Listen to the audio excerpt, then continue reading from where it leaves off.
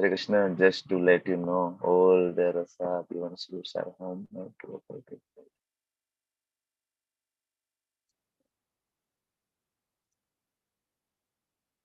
હરે Krishna everyone, સ્વાગત છે તમારું બધાનું ઇસ્કોન મેંગલુરુ શ્રી શ્રી રાધા ગોવિંદ ટેમ્પલ નનસુર તરફથી. અને મને ખૂબ ખૂબ હરે ખૂબ કૃષ્ણ આનંદ થાય છે. હરે કૃષ્ણ પ્રભુજી. હરે કૃષ્ણ હરે કૃષ્ણ. હરે કૃષ્ણ. અધ્યાય 5 પ્રભુજી દંડવત પ્રણામ. ભાગ હરે બીજો. કૃષ્ણ પ્રભુજી. હરે હરે કૃષ્ણ. કૃષ્ણ હરે કૃષ્ણ પ્રભુજી. હરે હરે કૃષ્ણ. કૃષ્ણ. Thank you. હરે કૃષ્ણ. હરે કૃષ્ણ હરે પ્રભુજી. કૃષ્ણ. તો સ્લાઇડ શેર કરી દઉં છું. હરે કૃષ્ણ પ્રભુ. Hare Krishna. Is it visible? Radha ગોવિંદજીના દર્શન થઈ રહ્યા છે? ઓકે, એક જ મિનિટ.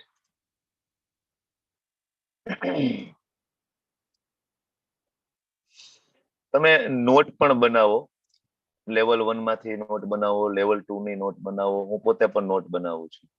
નોટ બનાવો, સાધના ચાર્ટ નો રેકોર્ડ રાખો, આ બધું કરો. ફ્યુચરમાં ખૂબ જ કામ લાગશે. અને યેન કેન પ્રકારે દીક્ષા તો લેવાની છે. That is compulsory. ખાલી આ કઈ થોડું જ્ઞાન યોગ છે કે ખાલી જ્ઞાન પ્રાપ્ત કરી, શ્લોક કંઠસ્થ કરી અને એનાથી ભગવત પ્રાપ્તિ થવાની નથી. ભગવત પ્રાપ્તિ માટે દીક્ષા કમ્પલસરી છે. ભગવાને ભગવદ ગીતામાં વારંવાર ઘણી બધી જગ્યાએ કીધું છે. ઓકે, જયારે જયારે પોઈન્ટ આવશે ત્યારે ચર્ચા કરીશું. ભગવાન શ્રી શ્રી રાધા ગોવિંદ કી જય, શ્રી પ્રભુપાદ કી જય. ખૂબ ભાવપૂર્વક મંગલાચરણ સાથે મળીને લઈશું અને આગળના શ્લોકની ચર્ચાઓ કરીશું. ઓમ અજ્ઞાનતિમિરાન્ધસ્ય જ્ઞાનાજનશલાકયા ચક્ષુરુન્મિલિતમ યેન તસ્મૈ શ્રી ગુરુવે નમઃ.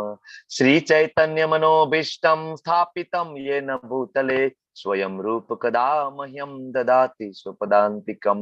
વંદેહમ શ્રી ગુરો શ્રીયુતાપદકમલમ શ્રી ગુરુન વૈષ્ણવાંશ્ચ શ્રી રૂપમ સાગ્રજાતમ સગણ રઘુનાથાન્વિતમ તમ સજીવમ સાદ્વૈતમ સાવધૂતમ પરિજન સહિતમ કૃષ્ણ ચૈતન્ય દેવમ શ્રી રાધા કૃષ્ણ પાદાન સગણ લલિતા શ્રી વિશાખાન્વિતાંશ્ચ. હે કૃષ્ણ કરુણા સિંધુ દીનબંધુ જગતપતે ગોપેશ ગોપિકા કાંત રાધા કાંત નમસ્તુતે. તપ્ત કાંચન ગૌરાંગી શ્રી રાધે વૃંદાવનેશ્વરી વૃષભાનુ સુતે દેવી પ્रणमामि હરિપ્રિયે. વાંછા કલ્પતરુભ્યશ્ચ કૃપા સિંધુભ્યૈવ ચ પતિતાનાં પાવનેભ્યો વૈષ્ણવેભ્યો નમો નમઃ. નમો વિષ્ણુપાદાય કૃષ્ણ પૃષ્ઠાય ભૂતલે શ્રીમતે ભક્તિ વેદાંત સ્વામિનિતિ નામિને. નમસ્તે સરસ્વતી દેવે ગૌરવાણી પ્રચારિણે નિર્વિશેષ શૂન્યવાદી પાશ્ચાત્ય દેશ તારિણે. જય શ્રી કૃષ્ણ ચૈતન્ય પ્રભુ નિત્યાનંદ શ્રી અદ્વૈત ગદાધર શ્રીવાસાદિ ગૌર ભક્તવૃંદ. હરે કૃષ્ણ કૃષ્ણ કૃષ્ણ હરે હરે, હરે રામ રામ રામ હરે હરે. હરે કૃષ્ણ. હરે કૃષ્ણ પ્રભુજી. હરે કૃષ્ણ પ્રભુજી. હરે કૃષ્ણ પ્રભુજી. હરે કૃષ્ણ. કિરણજી, નિમિષાજી, પરેશ શાહ પ્રભુ, દંડવત પ્રણામ. બધા વડીલો, બધા વહાલા વૈષ્ણવોને ખૂબ ખૂબ હૃદયપૂર્વક સ્વાગત છે. કર્મયોગ કૃષ્ણ ભાવના યુક્ત કર્મયોગ. આની પેલા એક ત્રીજો અધ્યાય પણ કર્મયોગ જોયો છે, પણ એમાં સકામ કર્મયોગની ચર્ચાઓ વધારે છે. કેમ પાપથી બચવું ને આ બધી ચર્ચાઓ વધારે છે. જ્યારે આ અધ્યાયની અંદર ભગવાન છે એ આપણને કૃષ્ણ ભાવના યુક્ત કર્મ, કઈ રીતના કૃષ્ણને સાંકળીને કોઈ પણ કર્મ કરીએ. બરાબર. અર્જુનની મૂંઝવણ, એની કન્ફ્યુઝન વિશે આપણે ગઈકાલે બહુ ડિટેલમાં ચર્ચા કરી. પેલો, બીજો, ત્રીજો, ચોથો અધ્યાય સુધીની ચર્ચાઓ ઓલમોસ્ટ રિવિઝન જેવું આપણે લઈને ચર્ચાઓ કરી લીધી છે.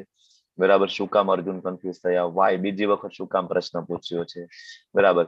અને ભગવાન શું જવાબ આપે છે. અને આ બહુ મહત્વનો ટોપિક, માયાવાદી સંન્યાસીઓ અને વૈષ્ણવ સંન્યાસીઓ, આ બંનેનો તફાવત આપણે જોયું. અને સાકાર અને નિરાકારવાદીઓ પણ એને કહેવાય, એ પણ આપણે જોયું. નિત્ય સંન્યાસીઓની વ્યાખ્યા જોઈ. બરાબર. અને ભગવાન આગળ જે ભક્તિમય સેવા અને જે પૃથ્ણાત્મક સાંખ્ય યોગની વાત છે, સાંખ્ય યોગ ને અલ્ટિમેટ ભક્તિ યોગ, એના વિશે ભગવાન સમજાવી રહ્યા છે. અને આપણે જોયું, આપણે ગઈકાલે ચર્ચા કરી કે ભગવત ભક્તિમાં જોડાયા વગર કોઈ સંન્યાસ લઈ લે ને તો દુઃખ સિવાય બીજું કઈ પ્રાપ્ત થવાનું નથી. આપણે ગઈકાલે જોયું, જેના એક્ઝામ્પલ આપણી સામે નજર સામે અઢળક છે. ઢગલાબંધ છે. પછી કોઈ ભક્તિ ભાવે જો મન અને ઇન્દ્રિયોને કંટ્રોલમાં રાખે તો ભગવાન કહે છે કે ક્યારે લિપ્ત નહીં થાય. અને પછી એના લક્ષણો વિશે ચર્ચા થઈ, સાંભળતો હોય, સૂંઘતો હોય. પછી ભગવાને ખૂબ જ સરસ ઉદાહરણ આપીને આપણને બધાને સમજાવ્યું કે જેમ કમળ કાદવમાં હોય છતાં એ પાણી અને કાદવથી લિપ્ત થતો નથી, એમ મારો ભક્ત આ જગતમાં સંસારના કાદવ કીચડમાં રહેવા છતાં અહીંયા રહેલા જે કર્મના બંધનો સત્વરજ અને તમ આનાથી ક્યારેય લેપાતો નથી. ગુણાતીત અવસ્થામાં રહે છે અને અલ્ટિમેટલી એ ભગવત ધામને પ્રાપ્ત કરે છે. આ ઉદાહરણ આપણે જોયું. યોગીજનો શું કરે છે, યોગીની વ્યાખ્યા આપણે ગઈકાલે જોઈ, બરાબર. અને કોણ પરમ શાંતિ પ્રાપ્ત કરે છે આ જોયું. નૃગ રાજાની કથા શોર્ટમાં જોઈ, જે લેવલ 1 માં આપણે લઈએ છીએ. 3 પ્રકારના કર્તાની વાત થઈ અને આપણે સમજવાની કોશિશ કરી કે આ જગતની અંદર એક પાંદડું પણ ભગવાનની ઈચ્છા વગર હલતું નથી. કઈ રીતના? તો કે ભાઈ આપણે જીવ છીએ, આપણને આંશિક સ્વતંત્રતા આપેલી છે, આપણી ઉપર માયાદેવી છે જે ફેસિલિટર છે કે તમે જે ઈચ્છા કરો છો તમારા કર્મ મુજબ તમને ફેસિલિટી પ્રોવાઈડ કરવામાં આવે છે. અચ્છા, ફેસિલિટી પ્રોવાઈડ કરે છે કોની પરમિશન લઈ લે? તો કે ભગવાનની પરમિશન લઈ. ભગવાન એને પરમિશન આપે ત્યારે જ માયાદેવી છે એ આગળ કામ કરી રહ્યા છે. તો આવી રીતના 3 કર્તાઓ વિશે આપણે ચર્ચા કરી છે. અને આત્મા પરમાત્મા વિશેનો તફાવત આપણે લેવલ 1 માં પણ જોઈએ છીએ. અને આપણે છેલ્લે 16મા શ્લોકની અંદર જોયું કે આ વિદ્યા નષ્ટ કરનારું જ્ઞાનથી જો કોઈ પ્રબુદ્ધ થઈ જાય ને તો સૂર્ય દ્વારા જેમ પ્રકાશિત બધું થઈ જાય એમ બધું ડાઉટ બધા ક્લિયર થઈ જાય. અને આપણે વિભાગ 4માં આગળ વધવાના છીએ. અને 17મો શ્લોક આઈ થિંક ગઈકાલે આપણે થોડો કવર કર્યો છે, બરાબર. તો 17મા શ્લોકની અંદર ભગવાન કહે છે કે મનુષ્યની બુદ્ધિ, મન, શ્રદ્ધા, આશ્રય સર્વથા ભગવાનમાં સ્થિર થઈ જાય છે ત્યારે તે પૂર્ણ જ્ઞાન દ્વારા સર્વ સંશયોથી વિશુદ્ધ થઈને સીધો મુક્તિ પંથે આગળ વધે છે. સંશયો બધા ડાઉટ ક્લિયર. બુદ્ધિ કઈ રીતના લાગે? ભગવદ ગીતા વાંચીએ, ચિંતન કરીએ, સાધના ચાર્ટ ભરીએ. આ પણ એક બુદ્ધિ લગાડવાની વાત છે. રોજે યાદ આવું, સાધના ચાર્ટ ભરવો ટાઈમે ટાઈમ, બરાબર. અચ્છા, હું ભૂલી ગયો, તમને સાધના ચાર્ટ બધાને ભરતા અત્યારે 82 પાર્ટિસિપન્ટ છે. ફરીથી રિમાઇન્ડર આપું, જે લોકો સાધના ચાર્ટ નથી ભરતા એને શું તકલીફ થાય છે, મતલબ કઈ કન્ફ્યુઝન થાય છે, નથી આવડતું, આ કહેવાનો મારા શબ્દ ઊંધી રીતના નહીં લેતા બિલકુલ. તો એ હેન્ડરેસ કરજો. ક્લાસના અંતે અમે સોલ્યુશન કરવાની કોશિશ કરીશું. બીજું, યાદ નથી રહેતું તો તમે તમારા મોબાઈલમાં એલાર્મ રાખી શકો છો. હું પોતે મારા મોબાઈલમાં 10:30 નો એલાર્મ મૂકું છું. મારે ભક્તિ શાસ્ત્રીમાં સાધના ચાર્ટ ભરવાનું હોય છે, તો અત્યારે 10:30 મોસ્ટલી ભરું છું. મારો પોતાનો તો રેગ્યુલર મોર્નિંગમાં ભરું જ છું, જે મારી પાસે રેકોર્ડ રહે છે. હવે તમને યાદ નથી રહેતું તો તમને શું લાગે કે અમે રિમાઇન્ડર આપીએ? તમે કહેતા હોય તો અમે રિમાઇન્ડર આપીએ છીએ. તો વોટ્સએપ ગ્રુપની અંદર જેમ મંગલા આરતીનું રિમાઇન્ડર મોર્નિંગમાં મૂકું છું, તમે કહેતા હોય તો સાધના ચાર્ટનું રોજે રિમાઇન્ડર એક તમે મને ટાઈમ કહો, બધા નક્કી કરીને એ ટાઈમે હું તમને રિમાઇન્ડર આપીશ. ગ્રુપની અંદર રોજ લિંક આવશે અને રોજ તમને વિનંતી કરીશ કે સાધના ચાર્ટ ભરો, બરાબર છે. તો સાધના ચાર્ટ ભરવો બહુ જરૂરી છે. આગળ ચર્ચા આપણે કરતા હતા કે બુદ્ધિ કઈ રીતના લગાડીશું. અચ્છા, મન કઈ રીતના લગાડીશું? જપ કરીને, ચિંતન કરીને, કીર્તન કરીને. પછી શ્રદ્ધા કઈ રીતના ભગવાનને આપણે આપણી શ્રદ્ધા છે એવું પ્રદર્શિત કરીશું? ભોગ લગાડીને, મંદિરમાં જઈને, મંદિર માર્જન કરીને, બરાબર, ભગવાનની ભક્તિ કરીને. અને આશ્રય, માની લે કે ઘરના મુખિયા કૃષ્ણ છે, બરાબર. જ્યાં સુધી આપણે આપણી જાતને સ્વામી માનીએ છીએ ત્યાં બધા પ્રોબ્લેમ છે. પ્રોબ્લેમનું મૂળ એવું છે કે હું એક નીકળી જાય ને, બરાબર, હું આવે એનો વાંધો નથી, પણ હું કૃષ્ણનો દાસ છું આ જયારે હું આવી જાય ને તો વાંધો નથી. તો આ સંસારના બધા સુખ દુઃખ, બરાબર, એમાંથી આપણે આરામથી નીકળી જાય ને વિચલિત થતા નથી. સુખ દુઃખ આવશે પણ સહન કરવાની શક્તિ પ્રાપ્ત, કારણ કે મુખ્ય તો કૃષ્ણ છે. આ ઘરના માલિક કોણ છે? કૃષ્ણ છે. હું દાસ છું. બધા પ્રોબ્લેમ ત્યાં સોલ્વ થઈ જાય છે. બસ આટલું કરશું ને તો ધામમાં જવાની યાત્રા છે આ શરૂઆત છે. બુદ્ધિ, મન, શ્રદ્ધા, આશ્રય આ સ્થિર કરશું એટલે ધામમાં જવાની યાત્રાની શરૂઆત થઈ ગઈ. પ્રભુપાદજી કહે છે તાત્પર્યની અંદર કે આખી શ્રીમદ ભગવદ ગીતા જે છે એનું અલ્ટિમેટલી સાર શું છે? ભગવાન આખી ભગવદ ગીતામાં ઘોષણા કરે છે કે આપણે બધા કૃષ્ણ ભાવનામૃત થઈએ. અને ભગવાન કૃષ્ણ પોતે પૂર્ણ પુરુષોત્તમ છે. ભગવાન સ્વયં આવીને આપણને કહે છે, બરાબર. સેમ વસ્તુ 12 મહાજનો કહે છે. 12 મહાજનોમાં બ્રહ્માજી છે, શિવજી છે. શિવજી થી મોટા દેવ કોણ છે? દેવોના દેવ મહાદેવ. અને બ્રહ્માજી થી બરાબર કોણ જીવ છે? પ્રથમ જીવ બ્રહ્માજી છે, જે આપણને કહે છે કૃષ્ણની ભક્તિ કરવી જોઈએ. સર્વોપરી સ્વામી છે આપણા બધાને. ભગવાન પોતે 7.7 ની અંદર કે છે ને, 7.7 કયો શ્લોક છે? બોલો ચલો. 7.7 કયો મત્ત શ્લોક? પરતરમ નાન્યત કિંચિદ અસ્તિ ધનંજય મયી સર્વમિદમ પ્રોતમ સૂત્રે મણિગણાયવા. હરી બોલ કમલ પ્રભુ. મત પરતરમ, મત પરતરમ ન અન્ય, કોઈ નથી. મારાથી પરમ તત્વ એવું કોઈ નથી. કોણ બોલે છે? ભગવાન સ્વયં કે છે. લખે છે કોણ? ગણેશજી. બોલે છે કોણ? વેદ વ્યાસ છે. બરાબર. તો આમાં ગણેશજીને કઈ વિરોધ નથી. ગણેશજી એવું નથી કીધું ના ના મારા પપ્પા ભગવાન છે, તમે એમ કહો છો પરમ તત્વ હું એક છું, મારા પપ્પાનું શું, શિવજીનું શું? બરાબર. ગણેશજી તો લખે છે, વેદ વ્યાસજી બોલે છે, તો ભગવાન સ્વયં કે છે હું ભગવાન છું. હવે માયાવાદી નિર્વિશેષ બ્રહ્મને અલ્ટિમેટ માન, તો ભગવાને ભગવદ ગીતાના 14મા અધ્યાયના 27મા શ્લોકમાં એ પણ કહી દીધું કે બ્રહ્મણો હિ પ્રતિષ્ઠા અહમ. તમે જે બ્રહ્મને માનો છો ને, અલ્ટિમેટ ટ્રુથ, એ બ્રહ્મ મારા આશ્રય રહે છે.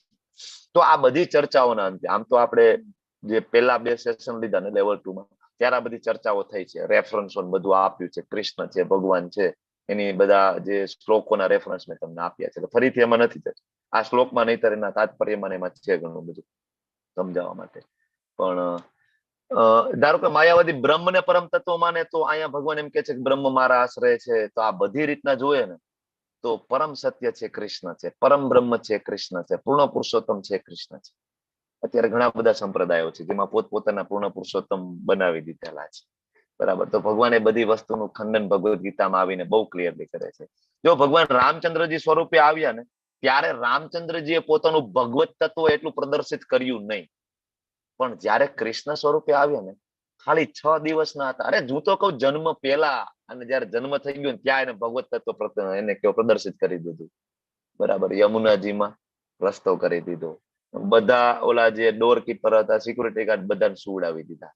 બરાબર ને. જે લોકો પત્તા ખેલતા હતા, જન્માષ્ટમી ઉપર બધા પત્તા રમતા હોવ છો ને. જન્માષ્ટમી ઉપર કોણ પત્તા રમે ખબર છે? જન્માષ્ટમી ઉપર પત્તા એ રમતા હતા કોણ? જે કંસના જે સિક્યુરિટી ગાર્ડ હતા ને, એ શું કામ પત્તા રમતા હતા? તો કે ભાઈ એને કંસને કહેવાનું હતું કે ભાઈ કૃષ્ણનો જન્મ થઈ ગયો છે. રાતના જો નીંદર આવી જાય ને, કંસને ઇન્ફોર્મ ના કરે તો એક તો ભેટ ના મળે ને, બીજું પનિશમેન્ટ મળે.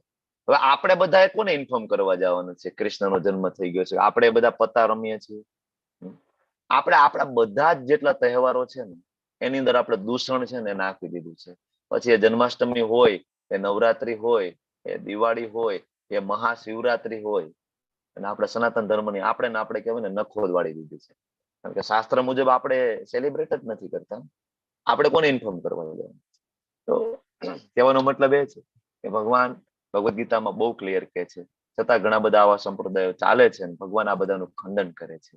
બરાબર. ભગવાન બહુ ક્લિયરલી કે છે, યે યથા મામ પ્રપદ્યન્તે, તમારો જેવો ભાવ હશે ને એવી રીતના હું તમને રેસિપ્રોકેટ કરીશ. તમે મને માનો છો હું પૂર્ણ પુરુષોત્તમ છું, તો હું પૂર્ણ પુરુષોત્તમ છું, તમારી સાથે રેસિપ્રોકેટ કરીશ. તમે એવું માનો છો હું ભગવાન નથી, કઈ વાંધો નહીં. તમને એવા સંપ્રદાયમાં ઘુસાડી દઉં ને, તમે કોઈ દી મારા શરણે જ ના આવો. તમને એવું એસોસિએશન આપી દઉં ને, દારૂડિયાઓનું, જુગારિયાઓનું, માયાદેવીનું આ કામ છે, અને માયાદેવી એનું કામ એકદમ પરફેક્ટલી કરી રહ્યા છે. તમે એક વખત વિચાર કરી જો. હું તમને એમ કહું કે તમે સાધના ચાર્ટ ભરવાનું શું કામ વારંવાર કહું છું? અત્યારે 85 પાર્ટિસિપન્ટ છે. આમાં રેગ્યુલર સાધના કરવા વાળા લગભગ 28-30 જણા એવા છે, 40 જણા હશે કે જે રોજ 16 માળા કરે છે, જે રીડિંગ કરે છે. હું તમને એમ કહું કે આ 40 પાર્ટિસિપન્ટ છો ને, તમે 5 દિવસ છે ને તમે ક્લાસ બંધ કરી દો એટેન્ડ કરવાના. 5 દિવસ ભગવદ ગીતા ભાગવતમના ક્લાસ નહીં, રીડિંગ નહીં, આ બધું બંધ કરી દો, અને તમે તમારા જૂના મિત્રો ટીવી સિરિયલમાં લાગી જાઓ. 5 જ દિવસ કાફી છે. 6થા દિવસે તમારા હાથમાં માળા નહીં હોય, તમે ભૌતિકતામાં ડૂબી જશો. કારણ કે માયા પરફેક્ટ કામ કરી રહી છે. તમને એવું લાગે ને કે હું બહુ મોટો ભક્ત થઈ ગયો છું, મારી 16 માળા રોજ થાય છે, હવે મને ના ડગાવી શકે. સારાની છૂટી ગઈ છે. ક્યારે? એસોસિએશન જેવું ગયું ને, સંઘ જેવો ગયો ને, ભક્તિ ડૂબી ગઈ. કળિયુગની અંદર સંઘમાં જ શક્તિ છે. એટલા માટે સાધના ચાર્ટ બહુ જરૂરી છે. સાધના ચાર્ટ ભરીશું, એકાબીજાને આપણે શેર કરીશું, જેનાથી બીજા પણ પ્રોત્સાહિત થશે અને ભરશે, અને એની ભક્તિમાં ઉન્નત થશે. તો બહુ જરૂરી છે. હવે ભગવાન આ બહુ ક્લિયરલી કહે છે બધી જગ્યાએ ભગવદ ગીતામાં, હું ભગવાન છું. આમાં ખોટું નથી. આપણા પપ્પા હોય ને, એ આપણને એમ કે હું તારો બાપ છું, અને આમાં કઈ આપણે ખોટું લગાડવાની કઈ જરૂર નથી. કે આપણા પપ્પા એમ ના કે નાના દીકરા વાંધો નહીં, તમે તારા બાજુ વાળાને પપ્પા કહેજે, મને કોઈ વાંધો નથી, કે આપણા પપ્પા? બરાબર ને? બહુ ક્લિયર છે. ભગવાન ભગવદ ગીતામાં કહે છે અહમ બીજ પ્રદ પિતા, હું તમારો બધાનો પિતા છું. તો હું તમને કહું છું ભગવદ ગીતામાં આવીને કે હું પૂર્ણ પુરુષોત્તમ છું, હું પરમ સત્ય છું, હું પરમ ઈશ્વર છું. તમે મારા દીકરા છો, મારાથી દૂર થશો, તમે દુઃખી થશો, મારી પાસે આવી જાઓ, આપણે બધા સાથે મળીને સુખીથી રહીશું. તો આંખ ખોલો. બરાબર, મનુષ્ય દેહ વારંવાર મળવાનું નથી. કરોડો કરોડો જન્મ પછી આ એક ચાન્સ મળે છે. બરાબર, એટલું ઈઝી નથી. ઉપનિષદ ની અંદર એક સરસ મજાનું ઉદાહરણ છે, સમજાવે છે આચાર્ય આપણને કે સમુદ્રની અંદર એક મોટું લાકડું અને એની અંદર આટલું કાણું પાડી દો લાકડાની અંદર, બરાબર, કાન્ટ હિયર યુ પ્રોપરલી. સાવિત્રીજી કહે છે મારો વોઇસ ક્લિયર નથી? ક્લિયર છે, ક્લિયર છે ક્લિયર પ્રભુજી. છે ને? ક્લિયર મારા છે તરફથી પ્રભુજી. રેડી છે ને? હા ઓકે, હા સાવિત્રીજી તમારા તરફથી થોડું નેટવર્ક ચેક કરો ને. તો ઉપનિષદ ની અંદર સરસ ઉદાહરણ છે કે સમુદ્રની અંદર આ પૃથ્વી ઉપર અગાધ મોટો સમુદ્ર છે. એક ખૂણામાં તમે લાકડું મૂકી દો આટલું કાણું પાડીને, અને બીજા ખૂણામાં એક તરતું હંસ મૂકી દો. એ હંસ એ લાકડાને શોધશે એવા ચાન્સ કેટલા? બહુ ઓછા છે. અચ્છા, એ લાકડાને શોધીને એક કાણાની અંદર પોતાનું માથું પોરવી દે એવા ચાન્સ કેટલા? રેર. તો શાસ્ત્ર એમ કે છે કે આનાથી રેર છે મનુષ્ય જન્મ, આનાથી પણ રેર છે નેક્સ્ટ બર્થ મનુષ્યોની પ્રાપ્ત થશે ને એ. એટલે ભૂલી જાઓ કે નેક્સ્ટ બર્થ મનુષ્યનું મળશે, કારણ કે કળિયુગ ચાલે છે. દરેક ક્ષણે આપણાથી પાપ થાય છે, અને એનું રેકોર્ડ બહુ વ્યવસ્થિત રીતના ચિત્રગુપ્ત રાખી રહ્યા છે. એનું નામ જ ચિત્રગુપ્ત. ગુપ્ત રીતે જે ચિત્ર લે ને એને કહેવાય ચિત્રગુપ્ત. તમારું ધ્યાન હોય કે ના હોય, એના સીસીટીવી કેમેરામાં એના ફોટો સતત ચાલુ જ છે, અને એના ડેટામાં સ્ટોર થઈ રહ્યા છે. જે દી આ શરીર છૂટશે ને તે દી ત્યાં ઉભા રહીશું ને એટલે સ્ક્રીન ચાલુ થઈ જશે. તો ભાઈ આ પાપ, આ પાપ, ના પાપ, આની આ સજા, આની આ સજા, આની સજા, ગરુડ પુરાણમાં લખેલું છે. ઓકે, તો બુદ્ધિ, મન, શ્રદ્ધા, આશ્રય ભગવાનમાં લગાવો. બરાબર. હવે જયારે આવું થાય ને ત્યારે વ્યક્તિ છે પંડિત બને છે. ભગવાને પંડિતની વ્યાખ્યા આપી છે, વિદ્યા વિનય સંપન્ને બ્રાહ્મણે ગવિ હસ્તિની સુનિચેવ સોપાકે ચ પંડિતા સમદર્શિની. પંડિત કોને કહેવાય? સમાન દ્રષ્ટિ હોય. પછી બ્રાહ્મણ હોય, ગાય હોય, હાથી હોય, કૂતરો હોય, ચાંડાળ હોય, બધું સેમ. આમ તો બધું અલગ અલગ હોય, પણ એવું છે કે હાથી જોશે તો એમ કહેશે કે આ કૂતરો આયલો જાય છે, કૂતરો આયલો જાય તો એમ કહેશે કે આ ગાય છે. આવું છે. ભગવદ ગીતા વાંચીને શું કે આંધળા થઈ જાય કે ભગવદ ગીતામાં લખ્યું છે બધું સમાન.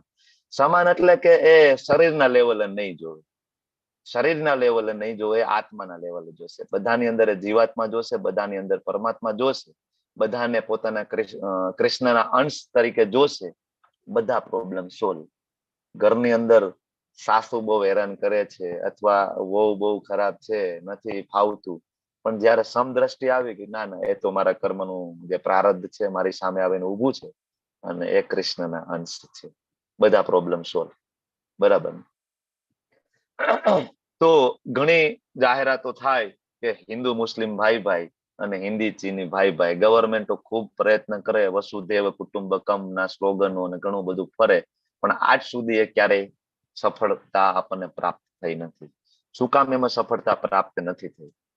એનું કારણ એક જ છે કે તમે ભાઈ ભાઈની તો વાત કરો છો, પણ ક્યારે બે વ્યક્તિ ભાઈ બની શકે કે બે ના પપ્પા કોમન હોય ને તો? બરાબર ને? તો એ મેઇન મુદ્દો છે ને, મિસિંગ છે કે તમે એ વસ્તુની ક્યારે ચર્ચા નથી કરતા કે આપણા બધાનો બાપ છે ને એક છે ને, એટલા માટે આપણે ભાઈ ભાઈ છીએ.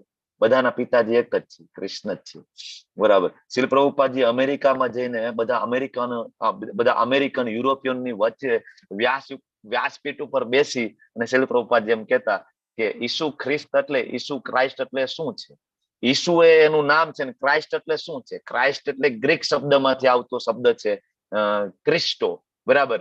ક્રિસ્ટોમાંથી ક્રાઇસ્ટ આવ્યું, અને ક્રિસ્ટો છે સંસ્કૃત શબ્દમાંથી કૃષ્ણમાંથી ક્રિસ્ટો થયું. શ્રીલ પ્રભુપાદજી વ્યાસપીઠ ઉપર બેસીને કહેતા કે કૃષ્ણ એટલે બીજું કોઈ નથી, એ તમારા ઈસુ છે ને એના પિતાજી છે. એટલે ઈસુ ખ્રિસ્ત, દીકરાની પાછળ બાપનું નામ હોય ને, એટલે ઈસુ ક્રાઇસ્ટ. બરાબર. Jesus Christ. ત્યાં બેસીને કહેતા. અમેરિકામાં જઈને યુરોપિયન કન્ટ્રીમાં જે આજુબાજુમાં કોઈ નહોતું, એવું નહોતું કે આજુબાજુમાં સિક્યુરિટી ગાર્ડ છે ને બોલે, ના ના કોઈ નહીં. બધા યુરોપિયનોની વચ્ચે જઈને પ્રભુપાદ એમ કહેતા, અને સાચું છે. બરાબર. ઈસુ, કારણ કે ઈસુ એ ક્યારેય એવું નથી કીધું હું ભગવાન છું. બરાબર. એ ભગવાનના પરમ ભક્ત હતા. એના મેસેજ જોરદાર છે બાઇબલની અંદર. બરાબર. એને કીધું કે હું તો ભગવાનનો દીકરો છું, I am the son of God. અચ્છા, ગોડ ક્યાં છે? ઉપર છે. અલ્લાહ આવ્યા, અલ્લાહ એ શું કીધું? I am the messenger of God. હું મેસેન્જર છું, હું એક મેસેજ આપવા માટે આવ્યો છું. અચ્છા, અલ્લાહ ક્યાં છે? તો કે ઉપર છે. એમને એવું કીધું ઉપર છે. બરાબર, બધા એવું કીધું ભગવાન ઉપર છે. પછી શિવજીએ કીધું ભગવાન તો કૃષ્ણ છે, ઇન્દ્રએ કીધું ભગવાન કૃષ્ણ છે, બ્રહ્મા કે છે ભગવાન કૃષ્ણ છે, અને એ જ ભગવાન કૃષ્ણ ભગવદ ગીતામાં આવીને એમ કે છે હા એ હું છું, એ તમારા બધાનો પિતાજી, અને જે પરમ તત્વ પરમ ઈશ્વર કયો છો એ હું છું. તો ખોટું છે? બરાબર, ઘણા બધાને મરચા લાગે ભગવદ ગીતામાં. ઘણા બધા ભગવદ ગીતા એટલે નથી ફોલો કરતા, પોતાના અલગ અલગ ગ્રંથ, હું નામ નથી લેતો, પણ આ બધા સંપ્રદાયમાં ભગવદ ગીતા નો સાર છે આવું સમજાવે બધાને. મને આજે જ એક વ્યક્તિ મળ્યા હતા, અને આજે ફ્યુનરલમાં ગયો હતો ને, ઓલા ડોક્ટર એક્સપાયર થઈ ગયા, તો હું ત્યાં બેઠો બધા ચર્ચાઓ કરતા હતા, મોબાઈલમાં મથે ને કઈ ને કઈ, હા હા ને હી કરે, કોઈને કઈ ફરક નથી પડતો. આપણા મૃત્યુથી આજે લગભગ 500 થી 700 માણસો હશે, એક માણસ એવો નહોતો જ્યાં બેસીને પ્રાર્થના કરતો હતો જે તે વ્યક્તિ માટે, એક પણ વ્યક્તિ નહોતું. કોઈ નહીં, કોઈને કઈ પડી નથી, બધા પોતાની ચર્ચાઓમાં લીન છે, કોઈને ફરક નથી. હું બેઠો બેઠો જોબ કરતો હતો, મારી બાજુમાં આવ્યા, અલગ સંપ્રદાયમાંથી હતા, મારી બાજુમાં બેઠા, મને પૂછે કેટલા ટાઈમથી છો ને શું કરો છો. મને કે તમે એક આ બુક વાંચજો ને અમારા સંપ્રદાયની. મેં લગભગ તો બધી બુક વાંચી છે, પ્રભુપાદની ઘણી બધી બુક વાંચવાનો મેં પ્રયત્ન કર્યો છે, ભગવદ ગીતા, રામચરિતમાનસ, રામાયણ, શિવપુરાણ, બધું થોડું થોડું વાંચ્યું. તો કે તમે એક આ બુક વાંચો ને. બરાબર, મને કે એ વાંચજો. હવે એમ કે છે કે ભગવદ ગીતાનો સાર છે, જે હમણાં લખાયેલી છે 150-200 વર્ષ પહેલા, એ ભગવદ ગીતાનો સાર છે. અચ્છા, વેદવ્યાસજીને ખબર નથી પડતી કે બુક આપવી પડશે મારે? વેદવ્યાસજીએ વેદો ઉપનિષદો પુરાણો આપી દીધા, અને વેદવ્યાસજીએ ભૂલી ગયા કે તમારા સંપ્રદાયની એક નાની ચોપડી વેદવ્યાસજી ભૂલી ગયા છે આપતા. બહુ ધ્યાન રાખવું પડે, બાકી ફસાવા માટે આ બધા બેઠા છે. બરાબર. બીજું એક છે પુરુષ સમોવડી સ્ત્રી. આનું અત્યારે બહુ ચાલી નીકળ્યું છે. બરાબર, પુરુષ અને સ્ત્રી બે સમાન હોવા જોઈએ, પણ ઘણા બધા ચાલે છે બધું પ્રચારો, પણ આજ સુધી કઈ થયું નથી. શું કામ નથી થયું? કારણ કે મૂળ મુદ્દાની વાત ક્યાંય ખૂટે જ છે, કે પુરુષ અને સ્ત્રીની વાત જ નથી. વાત એ કરી બધાની અંદર આત્મા છે, બધાના પિતા કૃષ્ણ છે, પ્રોબ્લેમ સોલ્વ. તમે તમારી પત્ની છે, તમને ખબર પડી જાય કે આ કૃષ્ણનો અંશ છે, બરાબર, આ કઈ મારી પ્રોપર્ટી છે નહીં, બરાબર, મારી ભક્તિમાં ઉન્નતિ થાય એટલા માટે મારા મેરેજ થયા છે. મેરેજ નો અર્થ શું છે? ગૃહસ્થાશ્રમનો મતલબ શું છે? બે પતિ પત્ની મળીને ભોગો ભોગવા, આ અર્થ છે. શાસ્ત્રમાં એને ગૃહ મેધી કીધા છે, ગૃહસ્થાશ્રમ નથી કીધા. ગૃહસ્થાશ્રમ એટલે પતિ પત્ની બંને મળીને એકાબીજાની ભક્તિમાં ઉન્નત થાય અને વેદોની મર્યાદામાં ભોગો ભોગવે, આને કહેવાય ગૃહસ્થાશ્રમ. બરાબર, ત્યારે આ બધી ખબર પડે ને તો બધા પ્રોબ્લેમ સોલ્વ થઈ જાય, બધા ભેદભાવ છે દૂર થઈ જાય. બરાબર, ભગવદ ગીતામાં ભગવાન બહુ ક્લિયરલી સમજાવી રહ્યા છે. આગળ કે છે, હવે આવો આત્મ સાક્ષાત્કારમાં કોઈ સ્થિત થયેલો વ્યક્તિ હોય, બરાબર, લક્ષણો કેવા હોય? તો કે ભાઈ જેમના મન એકત્વ અને સમતામાં સ્થિત છે. એકત્વ એટલે શું? એકત્વ એટલે કે બધામાં એ જીવાત્મા જોવે છે, હાથી હોય, ગાય હોય, કૂતરા હોય, ચાંડાલ હોય, બધામાં શું જોવે? એક જ જીવાત્મા લેવલની વાત છે. બરાબર, અને તેમણે જન્મ મૃત્યુના બંધનોને પહેલેથી જીતી લીધા છે. એને ખબર જ છે કે આ બધા છે આત્મા છે. જન્મ અને મૃત્યુ એ શું છે? તો કે ભાઈ માત્ર ને માત્ર એક વસ્ત્ર બદલે છે, આનાથી વિશેષ બીજી કઈ પ્રોસેસ છે નહીં. એટલે જન્મ મૃત્યુના બંધનોથી એને જીતી લીધા છે. તેઓ બ્રહ્મની જેમ સર્વથા નિર્દોષ હોય છે. એવું કોઈ કામ નથી કરતા કે એનાથી કોઈ જીવને હાનિ પહોંચે. બરાબર, અને એ રીતે સદા બ્રહ્મમાં જ અવસ્થિત થાય. બ્રહ્મનો અર્થ થાય છે દિવ્ય. બ્રહ્મ એટલે કે એવું નહીં કે નિરાકાર. હા, નિરાકાર એક અર્થ થાય છે, પણ શ્લોકના અર્થ મુજબ બ્રહ્મનો અર્થ દરેક વખતે બદલાય છે. અહીંયા બ્રહ્મનો અર્થ છે દિવ્ય અવસ્થા. તો એ દિવ્ય અવસ્થા એટલે કે ભગવાનના ચરણોમાં ભક્તિ એ દિવ્ય અવસ્થાને પ્રાપ્ત કરે છે, એ અવસ્થામાં રહે છે. આગળ ભગવાન કહે છે કે જે મનુષ્ય મનગમતી વસ્તુ પામીને હર્ષ પામતો નથી. આપણા બધાનું કેવું છે? મનગમતી વસ્તુ મળે અને થોડા પૈસા થઈ જાય, થોડા સુખી થઈ જાય, આપણે બાજુ વળાને જવાબ ના દઈએ, રોડ થી 1 ફૂટ તો ઊંચા હાલવા માંડીએ. એ જ મિત્ર બરાબર આપણો હોય, પણ આપણે જો ધનવાન બની ગયા, ઓલા દ્રુપદ રાજાની કથા છે કે નહીં? ગુરુ દ્રોણ અને દ્રુપદ રાજાની કથા આપણે લેવલ 1 માં લઈએ છીએ. 1 ફૂટ ઊંચા હાલવા માંડીએ, તરત જ હર્ષ પામીએ, ઘમંડ આવી જાય, આપણને અભિમાન આવી જાય. પણ ભગવાન કે ના, મારા ભક્તોને કઈ ફરક નથી પડતો. મારા ભક્તોને જો તમને એવું લાગે ધોતી કુર્તામાં એ બધા ફરતા હોય છે, પણ એ બધા મોટા મોટા બિઝનેસમેન હોય છે, થોડી કંપનીના માલિક છે. તમે એને જો, તમને ખબર ના પડે ને કે આ આટલા મોટા બિઝનેસમેન હશે. સાદો કોટનનો કુર્તો ને કોટનની ધોતી, હાથમાં માળા, કોઈ ઘમંડ નથી. તમે એમ કહો ભાઈ પ્રસાદ લેવો છે, નીચે પલોઠી વાળીને બેસી જવાનું. બરાબર. તો 84 કોષની પરિક્રમા થાય છે વ્રજની અંદર. તો લાસ્ટ ટાઈમ જયારે કાર્તિક મહિનામાં જવાનું સૌભાગ્ય પ્રાપ્ત થયું હતું, તો જોયું કે અમેરિકામાંથી, યુરોપિયન કન્ટ્રીમાંથી એવા એવા ભક્તો જોડાયા હતા કે તમે એની બાજુમાં બેઠા હોય ને તો તમને એવું લાગે કે એની પાસે કાંઈ નહીં. એની ધોતી જોવો તો ધોતી ફાટેલી હોય, એમાં હાથેથી ટાંકા મારેલા હોય. પણ જયારે તમે ચર્ચા કરો ત્યારે ખબર પડે કે અમેરિકાની અંદર કેટલી બધી મોટેલો, કેટલી બધી હોટેલો, કેટલા બધા રેસ્ટોરન્ટના માલિક છે આપણી બાજુ બેઠા છે. જે સંપત્તિ કમાવામાં ભારતમાં આખી જિંદગી નીકળી જાય એવી કેટલી સંપત્તિઓના માલિક થઈને બેઠા છે અમેરિકા, કેનેડા, રશિયાની અંદર. કોઈ ગમન નથી, કોઈ અભિમાન નથી, કોઈ હર્ષ નથી. અણગમતી વસ્તુ મેળવીને ઉદ્વિગ્ન પણ ના થાય. જીવનમાં ક્યારેક એવું બને કે જોઈતી વસ્તુ નથી મળતી. ધારો કે પ્રમોશન ના મળ્યું, ઇટ્સ ઓકે, ભગવાનની ઈચ્છા હશે, બરાબર. ભગવાનની કંઈક મારા માટે કંઈક બીજી અલગ યોજના હશે, બરાબર. મારી લાઈફમાં ભગવાન છે, ઘણું છે, બરાબર. જે સ્થિર બુદ્ધિ છે, મોહ રહિત છે અને ભગવત વિજ્ઞાનનો જાણકાર છે, તે પ્રથમથી જ બ્રહ્મમાં અવસ્થિત છે. ભગવત વિજ્ઞાનનો જાણકાર છે. એક વખત શ્રી પ્રભુપાદજીને એમના શિષ્યોએ પ્રશ્ન પૂછ્યો કે ભાઈ, પ્રચાર કરવો એટલે કે ભગવત વિજ્ઞાનને જાણવું અને ભગવત ભક્તિનો પ્રચાર કરવો એ વધારે ઇમ્પોર્ટન્ટ છે કે ભાઈ ગોલોક ધામમાં જવાની ઈચ્છા રાખવી એ વધારે ઇમ્પોર્ટન્ટ છે? ત્યારે પ્રભુપાદજી એમ કે છે કે જે લોકો ખરેખર પ્રચાર કરી રહ્યા છે એન કે પ્રકાર. અહીં પ્રચાર કરવાનો મતલબ એવો બિલકુલ નથી કોઈ લેવલ 1 લેવલ 2 નો ક્લાસ લે. અહીં પ્રચાર કરવાનો એ અર્થ છે કે કોઈ પણ રીતના તમે ભગવદ ગીતા અને ભગવત જે શબ્દો છે ભગવદ ગીતા એનો પ્રચાર કરો. તમે બધા બેઠા છો માતાજીઓ, ચર્ચા કરો ભગવદ ગીતાની, કથા કરો. કઈ ના થાય તો તમે આપણા લેવલ 1 નો જાહેરાત કરો, પ્રચાર કરો તમારા વોટ્સએપમાં, ફેસબુકની અંદર, બરાબર. આ પણ પ્રચાર છે. બુક ડિસ્ટ્રીબ્યુશનમાં જાઓ, તમે કો હોસ્ટ એડમિનની સેવા કરી રહ્યા છો, આ પણ પ્રચાર છે. કઈ પણ તમે ઘરે ભોગ લગાડો છો, બીજાને પ્રસાદ ખવડાવો છો, આ પણ પ્રચાર છે. અરે તમે કઈ નથી કરતા, ખાલી તિલક કરીને રોડ ઉપર નીકળો છો, આ પ્રચાર છે. કારણ કે તિલક બીજા જોશે અને એના મનમાં તમને કે ના કે કૃષ્ણ પ્રગટ થવાના છે. થશે કે નહીં? થશે. માનતો હશે તોય થશે, નહીં માનતો હોય ને તોય થશે. તમારા ગળામાં કંઠી જોશે, તિલક જોશે ને, એ કૃષ્ણ પ્રત્યે નિંદા કરતો હશે, ઘૃણા કરતો હશે ને તોય કૃષ્ણ એના માઇન્ડમાં પ્રગટ થવાના છે. ભગવાન કેટલા કૃપાળુ છે. કોઈ નિંદા દ્વારા, રામચરિતમાનસની અંદર ચોપાય છે કે કોઈ નિંદા દ્વારા, નથી ગમતા, અવિશ્વાસ દ્વારા પણ જો ભગવાનનું નામ લેશે તો 10 દિશાઓમાંથી એને શુભતા પ્રાપ્ત થશે.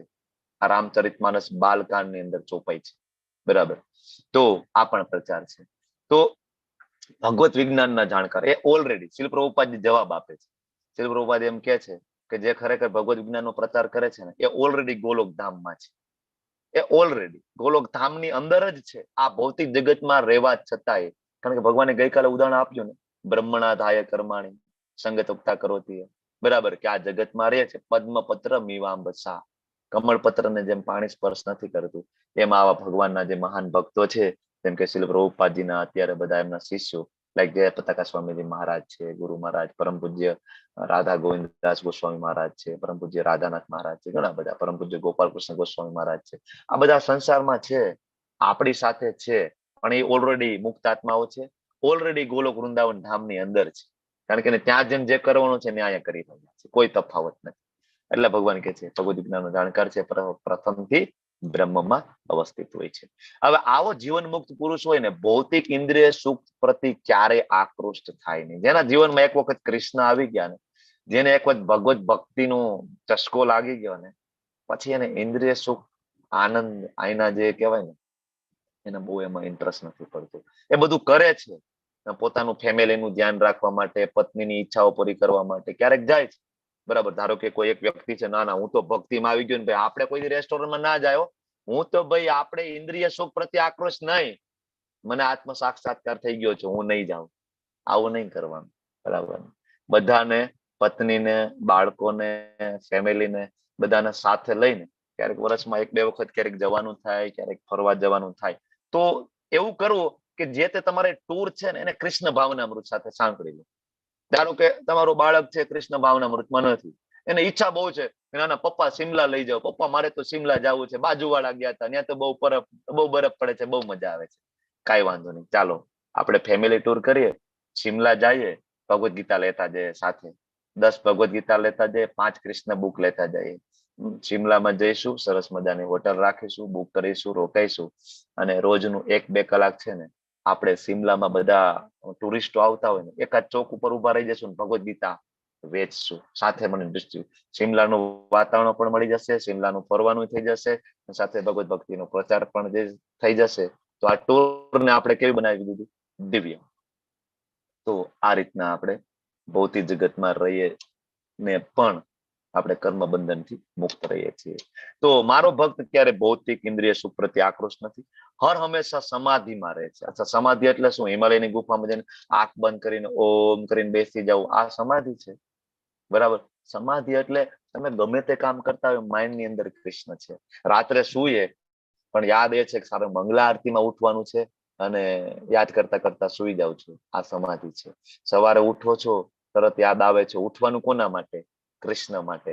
સ્નાન કોના માટે કરવાનું? મારા ભગવાન માટે. મારા મંદિરે જવું છે ને, મારા મંગલા આરતીમાં જવું છે, સ્નાન કરવું પડે. અચ્છા, સુંદર વસ્ત્ર, ધોયેલા વસ્ત્ર પહેરવા પડે કા? મંગલા આરતીમાં જવું હોય ને તો ધોયેલા વસ્ત્ર પહેરવા પડશે. બરાબર. મારે પ્રસાદ બનાવવો પડશે ને, ભગવાનને જમાડવું પડશે. હા, મારે પોતાને પણ જમવું પડશે ને, કારણ કે મને આ શરીર આપ્યું છે અને આ શરીરનું મારે ધ્યાન રાખવાનું છે, મારે જમવાનું છે, તો જમીએ. એ પણ દિવ્ય છે. બરાબર. તો આ બધી વસ્તુ હર હંમેશા આને કહેવાય સમાધિ. શીલ પ્રભુપાદજી છે, આપણને એમ થાય કે કેટલા બધા દેશોની મુલાકાત લીધી, પણ હર હંમેશા સમાધિની અવસ્થા છે. ઘણા બધા ભક્તો હર હંમેશા સમાધિની અવસ્થા, સતત એની પાસે કોઈ ચર્ચા જ નથી. બીજી કોઈ ચર્ચા થાય ને એટલે ત્યાંથી 1, 2 ને 3 તરત નીકળી જાય, થોડી વાર ઉભા જ ના રહે, કારણ કે સમાધિની અવસ્થામાંથી બહાર નીકળવા માંગતા નથી ભગવાનના ભક્તો ક્યારેય. તો પોતાની અંદર જ આનંદ અનુભવે છે, એના અંદર કૃષ્ણનો આનંદ છે. હરે કૃષ્ણ મહામંત્ર ગમે ત્યાં બેઠા હોય, ગમે બિલકુલ આપણને શરમ શેની થાય? મને એમ થાય કે આપણને હાથમાં માળા લઈ અને 500 માણસની વચ્ચે બેસતા આપણને શું કામ શરમ થાય? માણસોને 500 માણસની વચ્ચે બેસીને તમાકુ ચોરતા શરમ નથી થતી.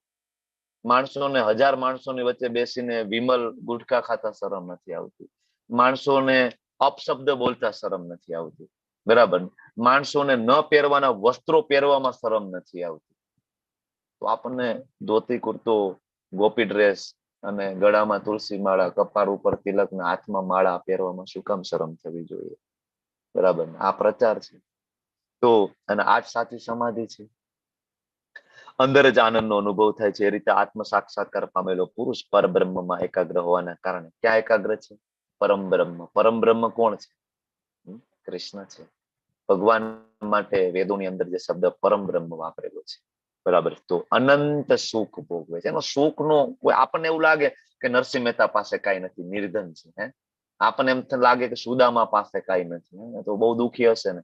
આપણને એવું લાગે કે મીરાબાઈને બહુ દુઃખ છે. નહીં, અનંત સુખ ભોગવી રહ્યા છે. એની જે સુખ છે એ આપણે કલ્પના નથી કરી શકતા. બરાબર. વિચાર કરો, ભગવાનના નામની અંદર કેટલું સુખ છે. તો નરસિંહ મહેતાને તો દ્વારકાધીશ સ્વયં સાક્ષાત કેટલી વખત મળી ગયા છે. કેટલો સુખ હશે, કેટલો આનંદ હશે, સ્વયં ભગવાન જેના માટે આવ્યા હોય. ઘણા બધા એમ કે ભગવાન નિરાકાર છે. તો જુનાગઢની અંદર ભગવાન દ્વારકાથી આવ્યા તો ભગવાન નિરાકાર જ્યોતિ સ્વરૂપે આવ્યા હતા, કે દ્વારકાથી આમ જ્યોતિ પ્રકાશ આવ્યો અને પ્રકાશ આવી અને નરસિંહ મહેતાના પિતાજીનું શ્રાદ્ધ કરીને વયો ગયું. કોણ પ્રકાશ આવ્યો હતો? નિરાકાર આવ્યું હતું. કોણ આવ્યું? સાક્ષાત ભગવાન આવ્યા હતા. દ્વિભુજ શ્યામ સુંદર મુરલી મનોહર દ્વારકાધીશ. એનું સ્વરૂપ હતું, 2 હાથ, નાક, કાન બધું હતું. ભગવાન નિરાકાર નથી. હવે આગળ ભગવાન કહે છે કે બુદ્ધિશાળી મનુષ્ય ભૌતિક ઇન્દ્રિયોના સુખથી ઉત્પન્ન થનારા સુખ ઉપભોગમાં ક્યારેય રસ નથી લેતા. ભગવાન આ બુદ્ધિશાળીની વાત કરે છે. અચ્છા, બુદ્ધિશાળી કોણ છે? તો કે ભગવાને બુદ્ધિશાળીની વ્યાખ્યા છે ને એ 10મા અધ્યાયના 8મા શ્લોકમાં, ચતુશ્લોકી ગીતાનો 1લો શ્લોક, એમાં ભગવાને કીધું સર્વ ધર્માન પરિત્યાજ્ય નહીં અહમ સર્વસ્ય પ્રભો મત સર્વમ પ્રવર્તતે ઇતિ મત્વા ભજન્તે મામ બુધા ભાવ સમન્વિતા. કોણ બુદ્ધિમાન છે?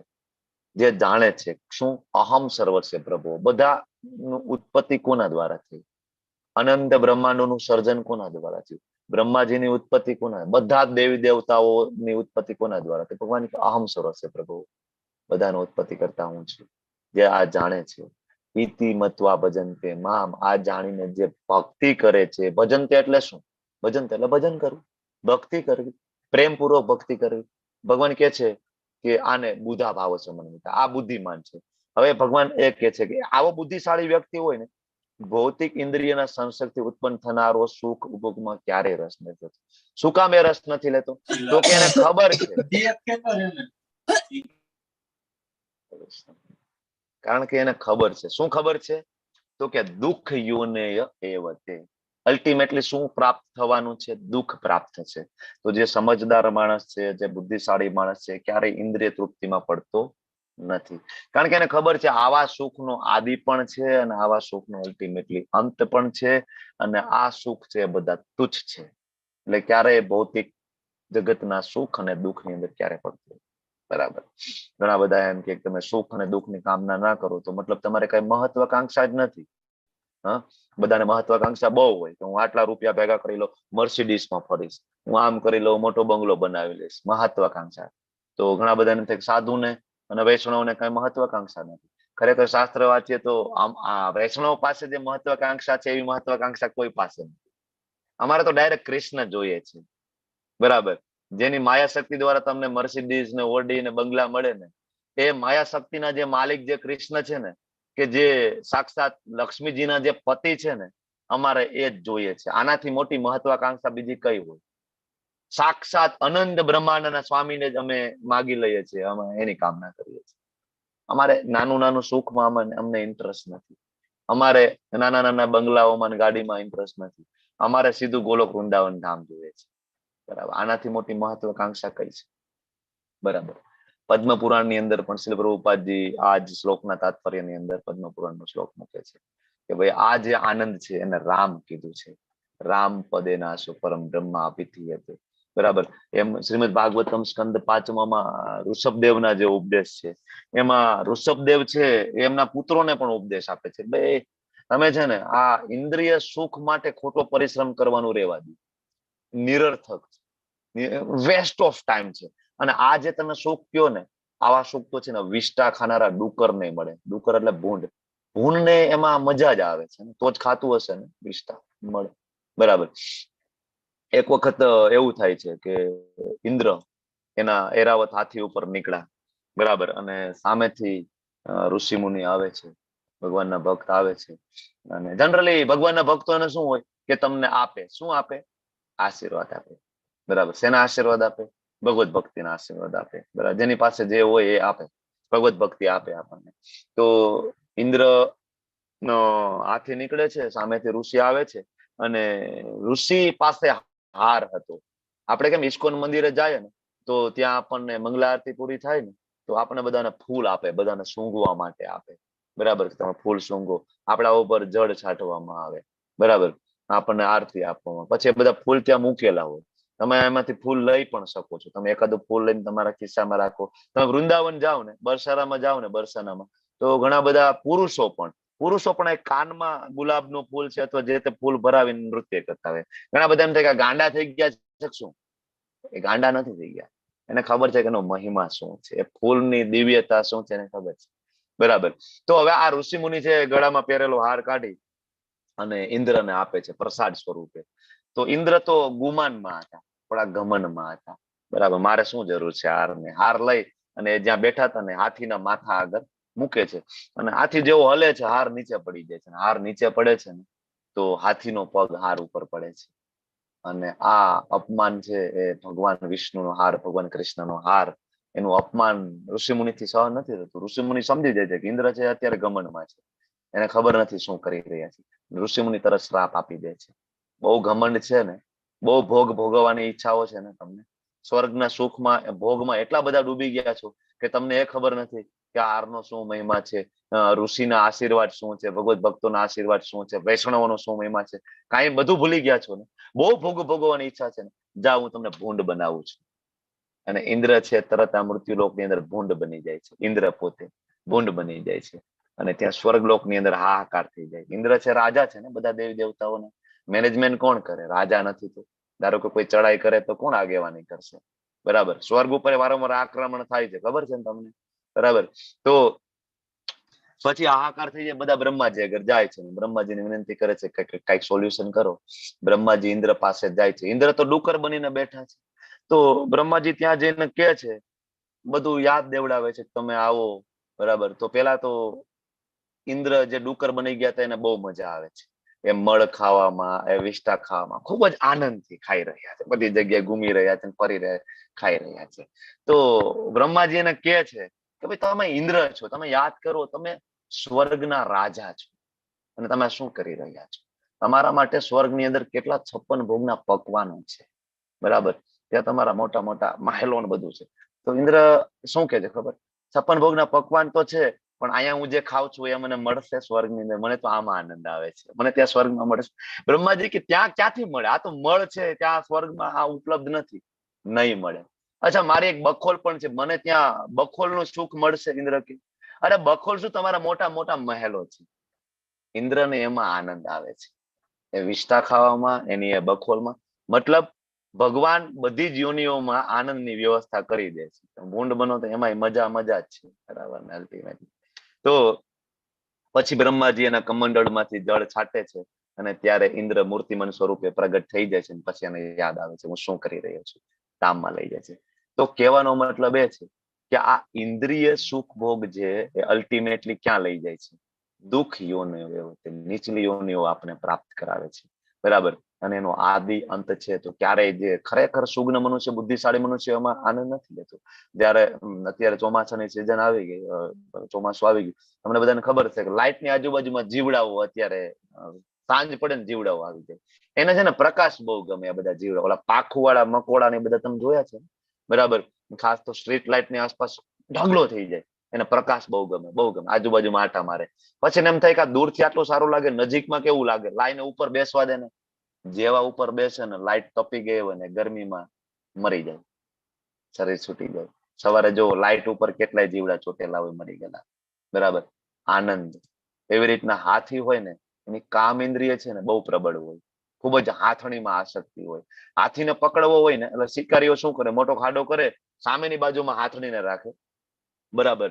અને એવો ટ્રેક બનાવે કે હાથી સામેથી જ આવે અને વચ્ચે ખાડો આવે, અને હાથી જેવો હાથણી પાસે દોડતો દોડતો જાય, ખાડામાં પડી જાય.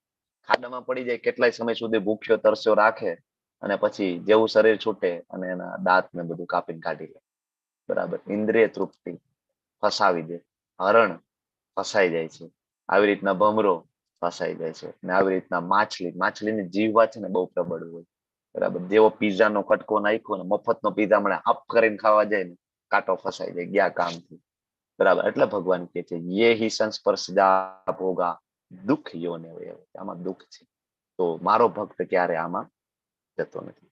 હવે ભગવાન 23મા શ્લોકમાં બહુ ક્લિયરલી કહે છે કે ભાઈ જો યોગી કોને કહેવાય, બરાબર? અને બીજું આ સંસારમાં સુખી રહેવા માટે આપણે શું કરવાનું? તો ભગવાન કહે છે કે વર્તમાન શરીરનો ત્યાગ કરતા પહેલા જો કોઈ મનુષ્ય ભૌતિક ઇન્દ્રિયોના આવેગોને સહન કરે અને વાસના એટલે કે કામ અને ક્રોધના વેગને રોકી લે ને, તો આને યોગી કહેવાય. નરકના 3 દ્વાર શ્રીમદ ભગવદ ગીતાની અંદર છે. કયા છે 3 દ્વાર? નરકના 3 દ્વાર: કામ, ક્રોધ, લોભ. કામ, ક્રોધ, કામ, ક્રોધ અને લોભ. અત્યારે લેવલ 2 માં પાર્ટિસિપન્ટની સંખ્યા છે 94, 84 પાર્ટિસિપન્ટ છે. ફરીથી હું કહું, સાધના ચાર્ટ મને મળતા નથી. જે હમણાં જોડાઈ ગયા છે એને હું ફરીથી કહું છું કે આ જ્ઞાન ખાલી પ્રાપ્ત કરવા આપણે બેઠા નથી, આ ભક્તિ યોગ છે. અહીંયા એવું નથી તમે બધા આવો અને મારું પ્રવચન બહુ સારું લાગે છે, સાંભળીએ ને બસ બહુ મજા આવે છે. આ કઈ માયાભાઈ આહિરનો કઈ ડાયરો છે, બરાબર? આ ભક્તિ યોગ છે. જેને ભગવદ ગીતા જીવનમાં ઉતારવી હોય એને સાધના ચાર્ટ ભરવો કમ્પલસરી છે. અને સાધના ચાર્ટ ભરશો તો જ આગળના ક્લાસમાં તમને એન્ટ્રી મળવાની છે. નહીતર આગળ એવું થશે કે આ મીટિંગ છે લોક કરવામાં આવશે, પછી તમને એન્ટ્રી. યુટ્યુબમાં જોઈ લેજો, આ બધા યુટ્યુબમાં છે, તમે પ્રશ્ન નહીં પૂછી શકો. અને આજ સુધી મારો અનુભવ છે યુટ્યુબમાં કોઈ વિડીયો જોઈ શક્યું નથી, બરાબર? ખાલી આપણે કહીએ છીએ કે હું એબસન્ટ હતો ને હું યુટ્યુબમાં જોઈ લઈશ, હું પોતે આજ સુધી નથી જોઈ શક્યું. ભક્તિ શાસ્ત્રીનો ક્લાસ ક્યારેક છૂટી ગયો હોય ને મારાથી નથી જોવાતો, કારણ કે આપણે બધા માયા એટલી બધી પ્રબળ છે ને, બરાબર? માયાનો પંજો તરત પડે ને બધું ભૂલાઈ જાય. એટલે લાઈવ ક્લાસમાં આવો અને જે જ્ઞાન પ્રાપ્ત થાય ક્યારે યુટ્યુબમાં પ્રાપ્ત થવાનું નથી, બરાબર? તો ભૌતિક ઇન્દ્રિયોના આવેગોને સહન કરી શકે છે, વાસના અને ક્રોધના વેગને સહન કરી શકે છે. ક્યારે? આ શરીરનો ત્યાગ કરતા પહેલા. ઘણા બધા એમ કે ના ના, આજે જ હું ફ્યુનરલમાં ગયો હતો ને, તો કે જોયું કે શરીરનું કઈ નક્કી છે કે કાલે કે ડોક્ટર સાહેબ મળ્યા હતા અને આજે આપણે સ્મશાન યાત્રામાં છીએ. એમાં એક બીજા એક ડોક્ટર હતા મારી બાજુ, એ કે એટલે જ હું કઉ છું એ કે મજા મજા કરી લ્યો એ કે કાંઈ નેઠો નથી કે ક્યારે જતા રહીએ બસ એ કે મજા કરો એ કે ભોગવો ને મજા કરો એ કે ફરવા જાવ ને જે કરવું એ કરો એ કે માણસોને ખબર જ નથી કે મનુષ્ય જીવન છે એ ખાલી મજા કરવા માટે નથી. કરો ને વૈદિક મર્યાદાની અંદર તમે જે કઈ ભોગ ભોગવવાના છે તમે ભોગવી શકો છો ગૃહસ્થાશ્રમના જે કઈ વૈદિક મર્યાદાની અંદર, પણ થોડોક સમય તો કાઢો સ્પિરિચ્યુઅલ લેવલ માટે આગળ વધવા માટે, થોડોક ટાઈમ તો કાઢો. બરાબર. ઘણા ડોક્ટરો આજે એવા મને મળ્યા કે જે ભગવાનમાં જ નથી માનતા. એક ડોક્ટર સાથે ચર્ચા થઈ, જનરલ હું ચર્ચામાં બહુ ઉતરું ને એટલે બીજા અંદરો અંદર લોકો ચર્ચા કરતા હતા. એ પૂછતા હતા કે ભાઈ તમે તો ભગવાનમાં બહુ માનતા નથી, એટલે ચાતુર્માસ વિશે વાત થતી હતી. લોકો ચાતુર્માસની ચર્ચા કરતા હતા કે તમે તો બહુ ભગવાનમાં માનતા નથી. તો કે હા, એ કે અમે ભગવાનને માનીએ કે ક્યારે ખબર છે કે ભગવાન નહીં કે હું યાદ કરું કે બહુ તકલીફ પડે ને કે ઓપરેશનમાં બહુ તકલીફ પડે ને તો હું ભગવાનને ત્યારે યાદ કરી લઉં છું કે બાકી કે આપણે ભગવાનને કઈ યાદ કરતા કે ભગવાનને કે બહુ ડિસ્ટર્બ ના કરાય કે ભગવાન એનું કામ કરે, આપણે આપણું કામ કરે. આ આપણે સનાતન ધર્મી છીએ અને આપણે હિન્દુ ધર્મી છીએ. આપણને ખબર જ નથી સનાતન ધર્મનો ખરેખર અર્થ જ આપણે ભૂલી ગયા છીએ. તો આ શરીર છૂટતા પહેલા બે વસ્તુ કરવાની છે. એક તો ઈચ્છાઓ કામ વાસનાને કંટ્રોલ કરી અને બીજું ક્રોધના વેગને શાંત કરી. જો કે બે એકાબીજા સાથે જોડાયેલું છે. ઈચ્છા, હરે કૃષ્ણ, માઇક મ્યુટ કરી દેજો પ્લીઝ. ઈચ્છા જયારે પૂરી ના થાય ને એટલે ક્રોધ આવે, અને આજ સુધી કોઈની ઈચ્છા પૂરી થઈ નથી. કામ એવી વસ્તુ છે, એનું ઉદાહરણ આપણે આપીએ છીએ કે તળિયા વગરનો જે જગ હોય ને એના જેવી વસ્તુ છે. તળિયા વગરના જગની અંદર આખો સમુદ્ર પસાર થઈ જાય ને તો એ જગ ભરાતો નથી. એવી રીતના આજ સુધી કોઈની ઈચ્છા પૂરી નથી થઈ. બરાબર. સરપંચ બનવાની ઈચ્છા થાય ને પછી એમ થાય કે ધારાસભ્ય બની જાવ તો સારું. ધારાસભ્ય બને પછી એમ થાય સંસદ સભ્ય હોય તો મજા આવશે. કેબિનેટ મિનિસ્ટર બનવું તો ઓર મજા આવશે. પછી ચીફ મિનિસ્ટર હોય ને તો આખા રાજ્યનું શાસન મળશે. અચ્છા, ચીફ મિનિસ્ટર હોય પછી તો કે ભારત સરકારમાં મને કઈક સ્થાન મળી જાય બહુ મજા આવશે. હું દિલ્હી જતો રહું, પીએમ બની જાવ તો બહુ મજા આવશે. પછી તો કે હું વિશ્વની મહાસત્તા બની જાવ તો બહુ મજા આવશે. લિમિટેડ નથી. બરાબર. ઇન્દ્રિય તૃપ્તિ, કામની કોઈ લિમિટ નથી. આપણે એક બીજું ઉદાહરણ પણ આપીએ છીએ, આગની અંદર પેટ્રોલ નાખવાનું. આગ ક્યારે એવું કહેશે નહીં કે ના ના બસ પેટ્રોલ બહુ થઈ ગયું ભાઈ, હવે હું પ્રગટી ગઈ છું. નેવર. આ છે કામ. એટલે આ જન્મમાં વેગોને સહન કરવા. ભક્તિ રસામર સિંધુની અંદર જે પહેલો શ્લોક છે એની અંદર 6 પ્રકારના જે વેગ છે એને કંટ્રોલ કરવાનું કહ્યું છે. કયા 6 પ્રકારના વેગ છે? બોલો, કયા 6 પ્રકારના વેગ છે? યાદ છે? લલિતકુમાર, વાણી, જીભનો વેગ, ઉદરનો વેગ, પછી જનેન્દ્રિય અને ક્રોધ અને જીહવા. આ 6 ને જો તમે કંટ્રોલમાં લઈ લો ને તો ગોસ્વામી બની જાય અને 100% ગોલોક વૃંદાવન ધામ કન્ફર્મ થઈ જાય. વાણી નો વેગ, ક્રોધ, મન અને ઉદર. કેટલું જમવું ને એ થોડું જાણવું પડે. ઉદર શાસ્ત્ર વાંચીને. જીહવા અને જનેન્દ્રિય કામ વાસનાનો વેગ. આ બધી વસ્તુ છે અને જેને આને કંટ્રોલ, ગોસ્વામી આને કહેવાય. જેના નામની આગળ પાછળ ગોસ્વામી લાગે ને આને ગોસ્વામી કહેવાય. આ શાસ્ત્રની વ્યાખ્યા છે. ગોસ્વામી કોને કહેવાય? કે એને આ 6 વેગને જીતી લીધા છે એને ગોસ્વામી કહેવાય છે. અને ગોસ્વામીનું જીવન બહુ ચુસ્ત હોય અને આને સાચા યોગી કહેવાય. ખરેખર આ યોગી છે. બરાબર. તો આપણે સવારથી લઈને સાંજ સુધી સુખની પાછળ ભાગીએ છીએ. હું આમ કરું તો મને સુખ મળે, હું તેમ કરું તો સુખ મળે, પણ આજ સુધી કોઈ દી સુખ પ્રાપ્ત થયું નથી. પરમેનન્ટ સુખ ક્યારે પ્રાપ્ત થયું નથી. ક્યારે પ્રાપ્ત થશે? જયારે ભગવદ ભક્તિમાં જોડાશું ત્યારે. હવે આગળ ભગવાન કહે છે કે જે મનુષ્ય અંતર થકી સુખી છે. જો આ અધ્યાયનું નામ કર્મયોગ છે, પણ ભગવાન દરેક શ્લોકની અંદર કઈ રીતના કૃષ્ણ સાથે એટેચ થવું એ આપણને સમજાવી રહ્યા છે. એટલે આ કૃષ્ણ ભાવના યુક્ત કર્મયોગ આ અધ્યાયનું નામ પ્રભુપાદે આપ્યું કે જે મનુષ્ય અંતર થકી સુખી છે. અંતરમાં, અંતર એટલે ઓલું નહીં આપણે અંતર સુગંધી અંતર કરીએ નહીં, પરફ્યુમ વાળું અંતર એટલે અંદરની સાઈડમાં, હૃદયમાં. અંતરમાં આનંદ થકી. અંતરની અંદર કોણ? પરમાત્મા બેઠા છે. ઈશ્વર સર્વભૂતાનામ હૃદય અર્જુન તિષ્ઠતિ. એ અર્જુન, ઈશ્વર બધાના હૃદયની અંદર બેઠા છે. અચ્છા, અર્જુન પૂછે ભગવાન એ ઈશ્વર કોણ છે? તો કે તો મેં તને આગળ તો કીધું 7.7 મત પરતરમ ન અન્યત. એ ઈશ્વર હું જ છું. એ પરમ તત્વ હું જ છું. એ પરમ સત્ય હું જ છું. બરાબર. મારાથી ઉપર કોઈ જ નથી. કૃષ્ણ બહુ ક્લિયરલી કહે છે. બરાબર.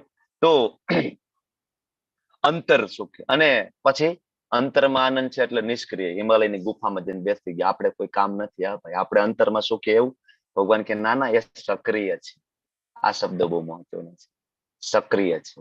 આપણા બધા આચાર્યો, બરાબર, ઇવન આપણા ગોસ્વામીઓને ભગવાન સાક્ષાત ચૈતન્ય મહાપ્રભુએ એવું કહ્યું હતું કે ના ના, તમે બધા મહાન ભક્ત છો ને, તમે એક કામ કરો, વૃંદાવનમાં જાઓ ને બસ ત્યાં પલોઠી વાળીને બેસીને ખાલી હરે કૃષ્ણ મહામંત્ર જપ કરો, પૂરું થઈ ગયું, બીજું કઈ નથી કરવું. આવું કહ્યું હતું નહીં. 6 ગોસ્વામીઓએ દિવસ અને રાત મહેનત કરી. 6 દિવસ અને રાત. અને બધી લીલાસ્થલીઓ આજે વૃંદાવનમાં તમે જાઓ છો, જે દર્શન કરો છો, બધી લીલાસ્થલીઓને ઉજાગર કરી. સાક્ષાત ભગવાન પ્રગટ થતા હતા. એ સનાતન ગોસ્વામી હોય, એ રૂપ ગોસ્વામી હોય, એ રઘુનાથ દાસ ગોસ્વામીજી હોય, રઘુનાથ ભટ્ટજી હોય, જીવ ગોસ્વામી હોય કે ગોપાલ ભટ્ટ ગોસ્વામી હોય, બરાબર, સાક્ષાત ભગવાન એની સામે વાતો કરતા હતા.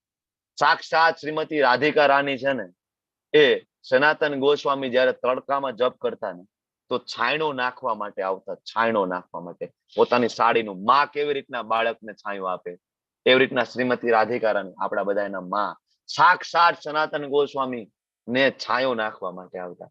એને મારો ભક્ત હરે કૃષ્ણ મહામંત્ર જપ કરે છે ને, છાંયો નાખવા, મારા ભક્ત તડકો ના લાગે. અને આ રૂપ ગોસ્વામી જોઈ જાય છે, રૂપ ગોસ્વામી ખીજાય છે કે તમે રાધા રાણીની સેવા લઈ રહ્યા છો, આપણાથી સેવા ના લેવાય, આપણે સેવા કરવાની છે. તમે કદી ઝૂંપડી બનાવી રહો ને, ઝૂંપડી જ નહોતા બનાવતા. ના ના, આપણે કઈ ઝૂંપડીની શું જરૂર છે, આપણે તો ગમે ત્યાં રોકાઈ જઈશું, સુઈ જઈશું, આપણે તો ભગવાનનું નામ લઈશું, પછી એને ઝૂંપડી બનાવી, બરાબર. તો આ અંતર થકી આનંદ છે, કોઈ જરૂર નથી. અને સાથે સાથે સક્રિય છે, એટલે આને કૃષ્ણ ભાવના યુક્ત કર્મયોગ કીધો છે. પ્રભુપાદે ધાર્યું હોત ને તો વૃંદાવનની અંદર એકાદો આશ્રમ, એકાદો મઠ બનાવી અને શાંતિથી ત્યાં બેઠા બેઠા હરે કૃષ્ણ મહામંત્રનો જપ એસી રૂમમાં કર્યો હોત, બરાબર, અને થોડા ઘણા અનુયાયીઓ બનાવીને એકાદી ફોર્ચ્યુનર ગાડી રાખી હોત, જયારે ઈચ્છા પડે ત્યારે વ્રજમાં પરિક્રમા કરી ફોર્ચ્યુનરમાં ફરી પાછા આશ્રમમાં આવીને આરામથી એસીમાં સુઈ શકે. ઘણા બધા કરી રહ્યા છે, અખાડાઓ ખોલી ખોલીને સેમ વસ્તુ. પ્રભુપાદે આવું ના કર્યું. 70 વર્ષની ઉંમરે અમેરિકા ગયા. 70 વર્ષના એ કોઈ છે આપણા ક્લાસમાં? તો એને ખબર પડશે કે 70 વર્ષે શરીરની પરિસ્થિતિ શું હોય. 70 વર્ષે હરે કૃષ્ણ. હું છું પ્રભુજી 78 વર્ષની. હા, તો શોભના માતાજીને, હા, લલિત કુમાર વેદ પ્રભુ, શોભના માતાજી, બહુ તકલીફ પડે છે. વિચારી શકીએ આપણે 60 વર્ષે, 65 વર્ષે. હું એમ કહું કે આપણે બીજા શહેરમાં નહીં, પણ તમારા કોઈ જાણીતા બીજા રાજ્યમાં હોય ને ત્યાં જઈને પ્રચાર કરવો હોય તમારા ના થાય. બીજા રાજ્યમાં. આ તો અમેરિકા જવું જ્યાં કોઈ લોહીનો સંબંધ નથી, કોઈ જાણીતું નથી, ત્યાં જઈને પ્રભુપાદે કર્યું છે. આને કહેવાય સક્રિય અને આને કહેવાય કૃષ્ણ ભાવના યુક્ત કર્મયોગ. આને ખરેખર કર્મયોગ કીધો છે. તો અંતરમાં આનંદ છે, બરાબર. અને જેનું લક્ષ્ય અંતર્મુખી છે. લક્ષ્ય કોણ છે? અંતરમાં કોણ બેઠા છે? પરમાત્મા, કૃષ્ણ. આ લક્ષ્ય અંદર છે. અને તે જ વાસ્તવમાં પૂર્ણ યોગી છે. આ યોગીની વ્યાખ્યા છે. યોગી એટલે નહીં કે સવારમાં ઉઠીને કપાલભાતિ કરી લીધા, અનુલોમ વિલોમ કરી લીધા, આ યોગી નથી. યોગી એટલે કોણ છે? જેના અંદર આનંદ છે, ભગવાન કૃષ્ણના નામમાં જેને રુચિ છે, આ યોગી છે. અને તે પરબ્રહ્મમાં મુક્તિ પામે છે અને અંતે તે બ્રહ્મને પામે છે. બ્રહ્મ એટલે નિરાકાર બ્રહ્મમાં જાય નહીં, બ્રહ્મ એટલે દિવ્ય અવસ્થા છે. દિવ્ય અવસ્થા ભગવાનના ચરણોમાં ગતિ, એટલે બ્રહ્મ. અહીંયા અર્થ જે છે બ્રહ્મ નો અર્થ છે ધામ, બરાબર, ભગવાનનું ધામ પ્રાપ્ત થાય છે. તો આપણો બ્રેક નો સમય થઈ ગયો છે, 5 મિનિટનો બ્રેક છે. તો કોણ કીર્તન લેવાનું છે? કૃપાલી માતાજી લેશે. ડોક્ટર કૃપાલી લાડવાજી. ઓકે, ચલો. એટેન્ડન્સ લિંક આવી ગઈ છે તમારા ચેટ બોક્સમાં. એટેન્ડન્સ લિંક ભરી દેજો, ફરજિયાત છે, કમ્પલસરી છે. ઓકે, ચલો. ડોક્ટર લાડવાજી, over to you.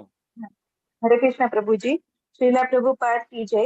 Shri Vallabhacharya Charit Yamunashtak.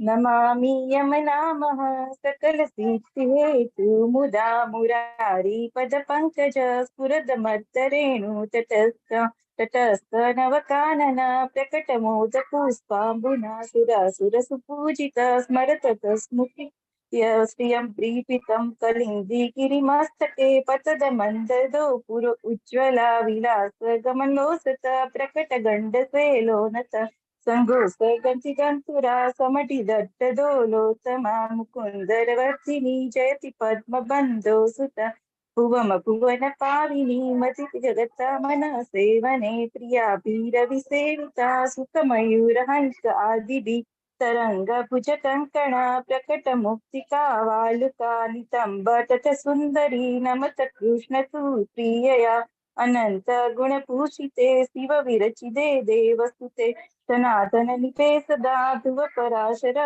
પિષ્ટ દેવ સુત મથુરાટકે સકલ ગોપ ગોપી વૃતે કૃપા જલતિ સંસ્કૃતે મમ મનસ ભાવય યયા ચરણ પદ્મજા મુરરિપો પ્રિયં ભાવુકા સમાગમનોત્તભવત સકલ સિદ્ધિદા સેવતામ તયા શદ્રતામ યતામ કમલજા સંપત્તિ યત હરિ પ્રિય કલિંદિયા મનસી મે સદા સ્થિત્યા નમોસ્તુ યમને સદા તવ ચરિત્ર અદ્ભુતમાન જાતુ યમયાતના ભવતિ તે પયપાનત યમો અપી ભગની સુતાન કથમુહંતિ દૃષ્ટાનપી પ્રિયો ભવતિ સેવનાत् તવ હરે અઠા ગોપિકા મમાસ્તુ તવ સન્નિધો તનુ નવત્વમેત્વતાન દુર્લભમ તારતિ મુરરિપો મુકુંદે પ્રિયે અસો તુ ધવલારના સુરધુનિ પર સંગમાત તવેવ ભુવિ કીર્તિતા ન તુ કદાપી પુષ્ટિ સ્થિતે સ્તુતિ તવ કરોતિ કમલજા સંપત્તિ પ્રિયે હરે અર્ધનુ સેવયા ભવતિ સૌખ્યમા મોક્ષત ઇયં તવ કથાધિકા સકલ ગોપિકા સંગમ સ્મરણ શ્રમ જલાણપી સકલ ધાત્ર જે સંગમ તવાષ્ટકમિદ મુદા પઠતિ સુરસુરે સદા સમસ્ત દુર્તિશયો ભવતિ વે મુકુંદે રતિ તયા સકલ સિદ્ધિયો મુરરી પુષ્પ સંતુષ્યતિ સ્વભાવ વિજયો ભવે વદતિ વલ્લભે શ્રી હરિ इति श्रीमद् वल्लभाचार्य विरचित यमुनाष्टक स्तोत्र संपूर्णम। हरे कृष्णा प्रभु जी। हरे कृष्णा प्रभु। हरे कृष्णा। श्रीपाद वल्लभाचार्य जी की जय। जय। यमुना महारानी की जय। जय। थैंक यू माताजी, खूब सरस, थैंक यू। એટેન્ડન્સ લિંક માં કોઈને કઈ કન્ફ્યુઝન છે? મળી ગઈ છે ને? ચેટ બોક્સ માં તો આવી ગઈ છે, લિંક ભરી દો બધા। ચલો હું સ્લાઇડ શેર કરું છું અને આપણે પ્રભુ રંજન માતાજી એક ચેટ બોક્સ માં એટેન્ડન્સ ભરે છે રોજ, પ્રેઝન્ટ લખીને એમને એવી રીતના નહીં માતાજી, જો એટેન્ડન્સ લિંક આવી છે એના ઉપર ક્લિક કરો, બરાબર, અને એમાં તમે ભરી શકશો। એવું લાગે તો એમને પર્સનલી ઓલો વિડીયો એક આપણે મૂકી દો ને, ફરીથી એટેન્ડન્સ લિંક નો વિડીયો બનાવ્યો છે ને? હા, એ એટેન્ડન્સ વાળો વિડીયો આજે મૂકી દો આપણા વોટ્સએપ ગ્રુપ ની અંદર, સાધના ચાર્ટ વાળો વિડીયો મૂકી દો અને સાધના ચાર્ટ ની લિંક એ મૂકી દો ફરીથી આજે આપણા વોટ્સએપ ગ્રુપ ની અંદર, બરાબર। તો આપણે વાત કરતા હતા કે અંતર થકી સુખી હોય જે સક્રિય છે, 24મો શ્લોક લીધો। હવે આપણે આગળ 25મા શ્લોકમાં આગળ વધીએ અને ભગવાન કહે છે કે જે લોકો સંશયમાંથી ઉત્પન્ન થનારી દ્વિધાઓથી પર થયેલા છે।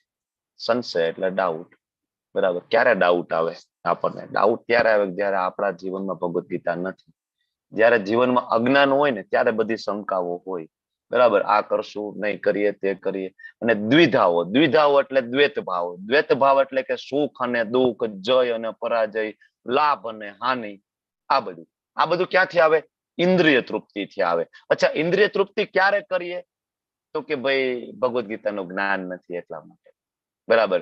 ઇન્દ્રિય તૃપ્તિ ક્યારે થાય? તો કે જ્યારે તમે દેહાત્મ ભાવમાં હોય। દેહાત્મ ભાવમાં હોવું એટલે કે તમે તમારી જાતને બધું માનો છો કે ભાઈ ભોગતા હું છું, જે કઈ છે બધું મારા માટે છે, મારા પૈસા મારા માટે છે, મારી પત્ની મારી, મારા બાળકો મારા, હું કહું એમ જ થવું જોઈએ, બરાબર। મારાથી શ્રેષ્ઠ આ જગતમાં કોઈ જ નથી। આ જયારે આ મેન્ટાલિટી હોય ત્યારે પ્રોબ્લેમ ક્રિએટ થાય। તો જે લોકો સંશયમાંથી ઉત્પન્ન થનારી દ્વિધાઓથી પરે છે, આમાં એ છે પરે, બરાબર। અને જેમના મન આત્મ સાક્ષાત્કારમાં લીન છે, જેઓ જીવ માત્રના કલ્યાણ અર્થે કરે, જેના મન શેમાં લીન છે? આત્મ સાક્ષાત્કાર। અચ્છા, આત્મ સાક્ષાત્કાર કરવાની ભગવાનની 3 પદ્ધતિઓ છે। ભગવાન કઈ કઈ છે? લેવલ 1 માં ભણીએ છીએ આત્મ સાક્ષાત્કારના જે સ્ટેજ છે, કયા 3 સ્ટેજ છે? બ્રહ્મ, પરમાત્મા ને ભગવાન। બ્રહ્મ, પરમાત્મા ને ભગવાન। બ્રહ્મ કોના આશ્રય છે? ભગવાનના આશ્રય છે। બ્રહ્મ એટલે ભગવાનના શરીરમાંથી નીકળતું તેજ, પરમાત્મા કોણ છે? તો કે એ જ ભગવાનનું પૂર્ણ સ્વરૂપ શિરોદક્ષાય વિષ્ણુ એટલે પરમાત્મા. 3 વિષ્ણુ છે ને, મહાવિષ્ણુ, ગર્ભોદક્ષાય વિષ્ણુ, શિરોદક્ષાય વિષ્ણુ. મહાવિષ્ણુ એટલે કર્ણોદક્ષાય વિષ્ણુ પણ કહેવાય, કે જેના રોમકૂપોમાંથી અનંત બ્રહ્માંડો ઉત્પન્ન થાય. અનંત બ્રહ્માંડો, એમાં એક બ્રહ્માંડની અંદર જ્યારે ભગવાન ફરીથી પ્રવેશ કરે, કયા સ્વરૂપે? ગર્ભોદક્ષાય વિષ્ણુ. અને એ ગર્ભોદક્ષાય વિષ્ણુની નાભીમાંથી બ્રહ્માજી ઉત્પન્ન થાય. બરાબર, પેલા કમળ ઉત્પન્ન થાય, કમળ ઉપર કોણ? બ્રહ્માજી બિરાજે, એટલે એને ગર્ભોદક્ષાય વિષ્ણુ કહેવાય. અને બ્રહ્માજી દ્વારા 14 લોકનું નિર્માણ કરવામાં આવે અને અલગ અલગ જીવોને સ્થાપિત કરવામાં આવે, પણ એ બધા જીવોના હૃદયની અંદર સર્વવ્યાપક પરમાત્મા તરીકે બિરાજે એ કોણ? વિષ્ણુ. કયા વિષ્ણુ? શિરોદક્ષાય વિષ્ણુ. એને કીધા છે પરમાત્મા. તો આત્મ સાક્ષાત્કારમાં લીન થવાની જે અલ્ટિમેટ પદ્ધતિ એટલે શું છે? તો કે ભગવાનની ભક્તિ કરવી. બરાબર, ઓરિજિનલ જે દ્વિભુજ શ્યામસુંદર મુરલી મનોહરની ભક્તિ કરવી એટલે આત્મ સાક્ષાત્કારમાં લીન. જેવો જીવ માત્રના કલ્યાણાર્થે સદા કાર્યરત રહે છે. અર્થાત જીવ માત્રનું કલ્યાણ શેમાં છે? તમે મને કહો. દરેક જીવનું કલ્યાણ શેમાં છે? પ્રશ્ન છે તમારા બધામાં. શેમાં કલ્યાણ છે? કૃષ્ણને ભજવા, ગોલોક કૃષ્ણને ભગવત પ્રાપ્તિ કરવી. ભગવત પ્રાપ્તિ કરવી. ભગવાન ભક્તિ, ભગવાનના શરણે ભગવાનની જો ભક્તિ, કૃષ્ણનો દાસ બનવું. શરણે જો કૃષ્ણના દાસ બનવું, ભગવાનના શરણે જીવનને જવું. કૃષ્ણ ભાવનામૃતમય બનાવવું. જીવનને કૃષ્ણ ભાવના બનવું. આ ખરેખર કલ્યાણ છે. બરાબર. હવે આના સિવાયનું આપણે એવું માનીએ કે નાના માણસો ઘણા બધા પ્રકારના જીવના કલ્યાણ કરતા હોય. બીજા કાર્ય કયા કયા? અનાથ આશ્રમ ખોલે, વૃદ્ધાશ્રમો ખોલે, દવાખાનાઓ બનાવે, અન્ન ક્ષેત્ર બનાવે, અન્ન ક્ષેત્રમાં ડોનેશન આપે. ઠીક છે, આ જન્મ પૂરતું એ પૂરતું છે. ખાલી કયા જન્મ પૂરતું? આ જન્મ. એમાં તમે અન્ન ક્ષેત્ર ખોલાવો તો એને એક ટાઈમ પૂરતું જ એની ભૂખ છે ઓછી થવાની, બીજા ટાઈમે ભૂખ લાગવાની જ છે ને. બરાબર. આ એના જેવી વસ્તુ છે કે તમે વિચાર કરો કે એક બાપ છે, એના 2 દીકરા છે, કુંભ મેળામાં ખોવાઈ ગયા છે. કુંભ મેળામાં ખોવાઈ ગયા છે. હવે એમાં એક દીકરો છે ને, એને ખબર પડી જાય છે. શું? તો કે ભાઈ પિતાજી છે ને આપડા, એ આ જગ્યાએ રહે છે ને એનું નામ આ છે. તો હવે જે બીજો દીકરો છે એનું કલ્યાણ શેમાં છે અલ્ટિમેટલી? હવે એ આ દીકરો જે છે એને ખબર પડી ગઈ છે, હવે એને અન્ન ક્ષેત્રમાં લઈ જશે, એને દાન કરશે, એને રાત્રે જઈને ધાબળા ઉડાડશે. આમાં એનું કલ્યાણ છે? કે પછી એનું કલ્યાણ એમાં છે કે એને જઈને કહી દે કે આપણા પપ્પાનું નામ આ છે, એનું નામ કૃષ્ણ છે, આપણું ઓરિજિનલ એડ્રેસ ગોલોક વૃંદાવન ધામ છે ને, હાલો આપણે ત્યાં જઈએ. સૌથી ઉત્તમ કલ્યાણ આ છે. તમારા ધાબળા ઉડાડવાથી કઈ નથી થવાનું. એક વખત એના ઓરિજિનલ પપ્પાને મળી લેશે ને, એને કોઈ પાસે ધાબળા માંગવાની જરૂર નથી પડવાની, કોઈ પાસે અન્ન માંગવાની જરૂર નથી પડવાની. જો એક વખત એને ભગવદ ગીતાનું જ્ઞાન પ્રાપ્ત થઈ ગયું, એક વખત એને કૃષ્ણ ભક્તિ પ્રાપ્ત થઈ ગઈ, કોઈની જરૂર નથી એને. આ ઉત્તમ કલ્યાણ આ છે. કોઈ પણ જીવનું કલ્યાણ છે એ આ છે કે તમે એને કૃષ્ણ આપો. આનાથી વિશેષ બીજું કોઈ કલ્યાણ નથી. બરાબર. તો તમને એમ થાય કે આ ડોનેશન કરીએ વૃદ્ધાશ્રમમાં, અન્નક્ષેત્રમાં, નહીં કરવાનું? કરવું હોય તો કરો, વાંધો નથી, પણ કઈ રીતના કરશું? કૃષ્ણ ભાવના મૃતમાં રહીને કરીશું. એની અંદર કૃષ્ણને ઇન્વોલ્વ કરીશું. અન્ન ક્ષેત્રમાં પ્રસાદનું વિતરણ કરશું, આપણે ભગવાનને ભોગ લગાડીને આપશું. વૃદ્ધાશ્રમમાં જઈ અને ડોનેશન આપશું, પણ ડોનેશન આપતા પહેલા ત્યાં કીર્તન કરીશું, ત્યાં બધાને ભગવદ ગીતાનું વિતરણ કરીશું, ત્યાં બધાને કૃષ્ણની કથાઓ, કૃષ્ણનો મહિમાનો ગાન કરાવીશું અને માળા આપીશું, માળા કરતા શીખડાવીશું અને પછી આપણે ક્ષેત્રમાં દાન કરીશું. ધેટ ઇઝ કૃષ્ણ ભાવનામૃત. બરાબર. અને એ કર્મનું બંધન થશે નહીં. કરવું હોય તો આ, પણ અલ્ટિમેટ શું છે? કૃષ્ણ આપો. સૌથી મોટું જીવ માત્રનું જે કલ્યાણ હોય ને એ આ છે. અને ભગવાન એમ કે છે કે એમાં એ કાર્યરત રહે છે.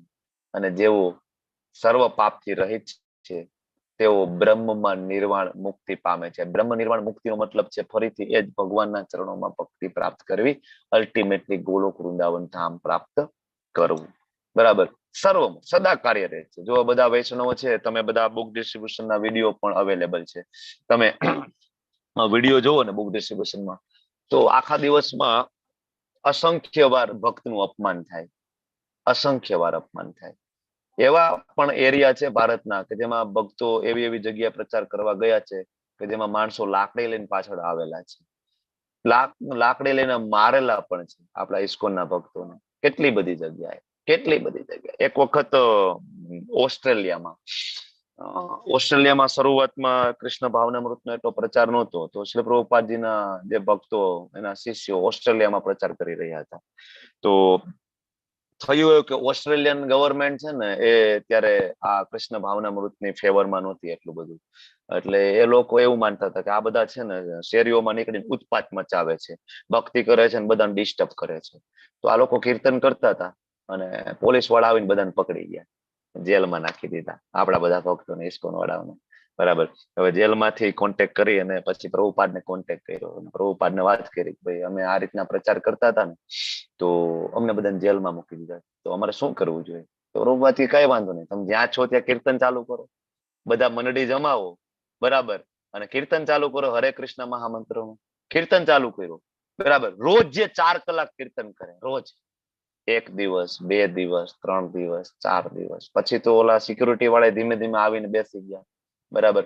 5મો દિવસ, 6થો દિવસ, 6થા દિવસે બધાને મુક્ત કરી દીધા, જવા દો બધા, રોજ અહીંયા દેખાડો કરો, ભાગો બધા અહીંથી. બરાબર. બધાને બરાબર. પ્રભુપાદ કે જોયું ને, કઈ કરવા નથી, બાર કીર્તન કરો, અંદર કીર્તન કરો, નાસ્તિક છે, બરાબર, છતાં પણ તમે સ્વીકૃતિ આપવાની કોશિશ કરો. તમે જેલર ઉપર કૃપા કરો કે એના નામમાં કૃષ્ણ, એના કાનની અંદર કૃષ્ણ શબ્દ પડે, કૃપા કરો. કરવાનું તો એ જ છે ને, બહાર રહીને કરો, અંદર રહીને કરો. બરાબર. તો આ રીતના સર્વ જીવ માત્રનું કલ્યાણ અર્થે હર હંમેશ કાર્યરત હોય છે. વૈષ્ણવ એને કહેવાય છે. બરાબર.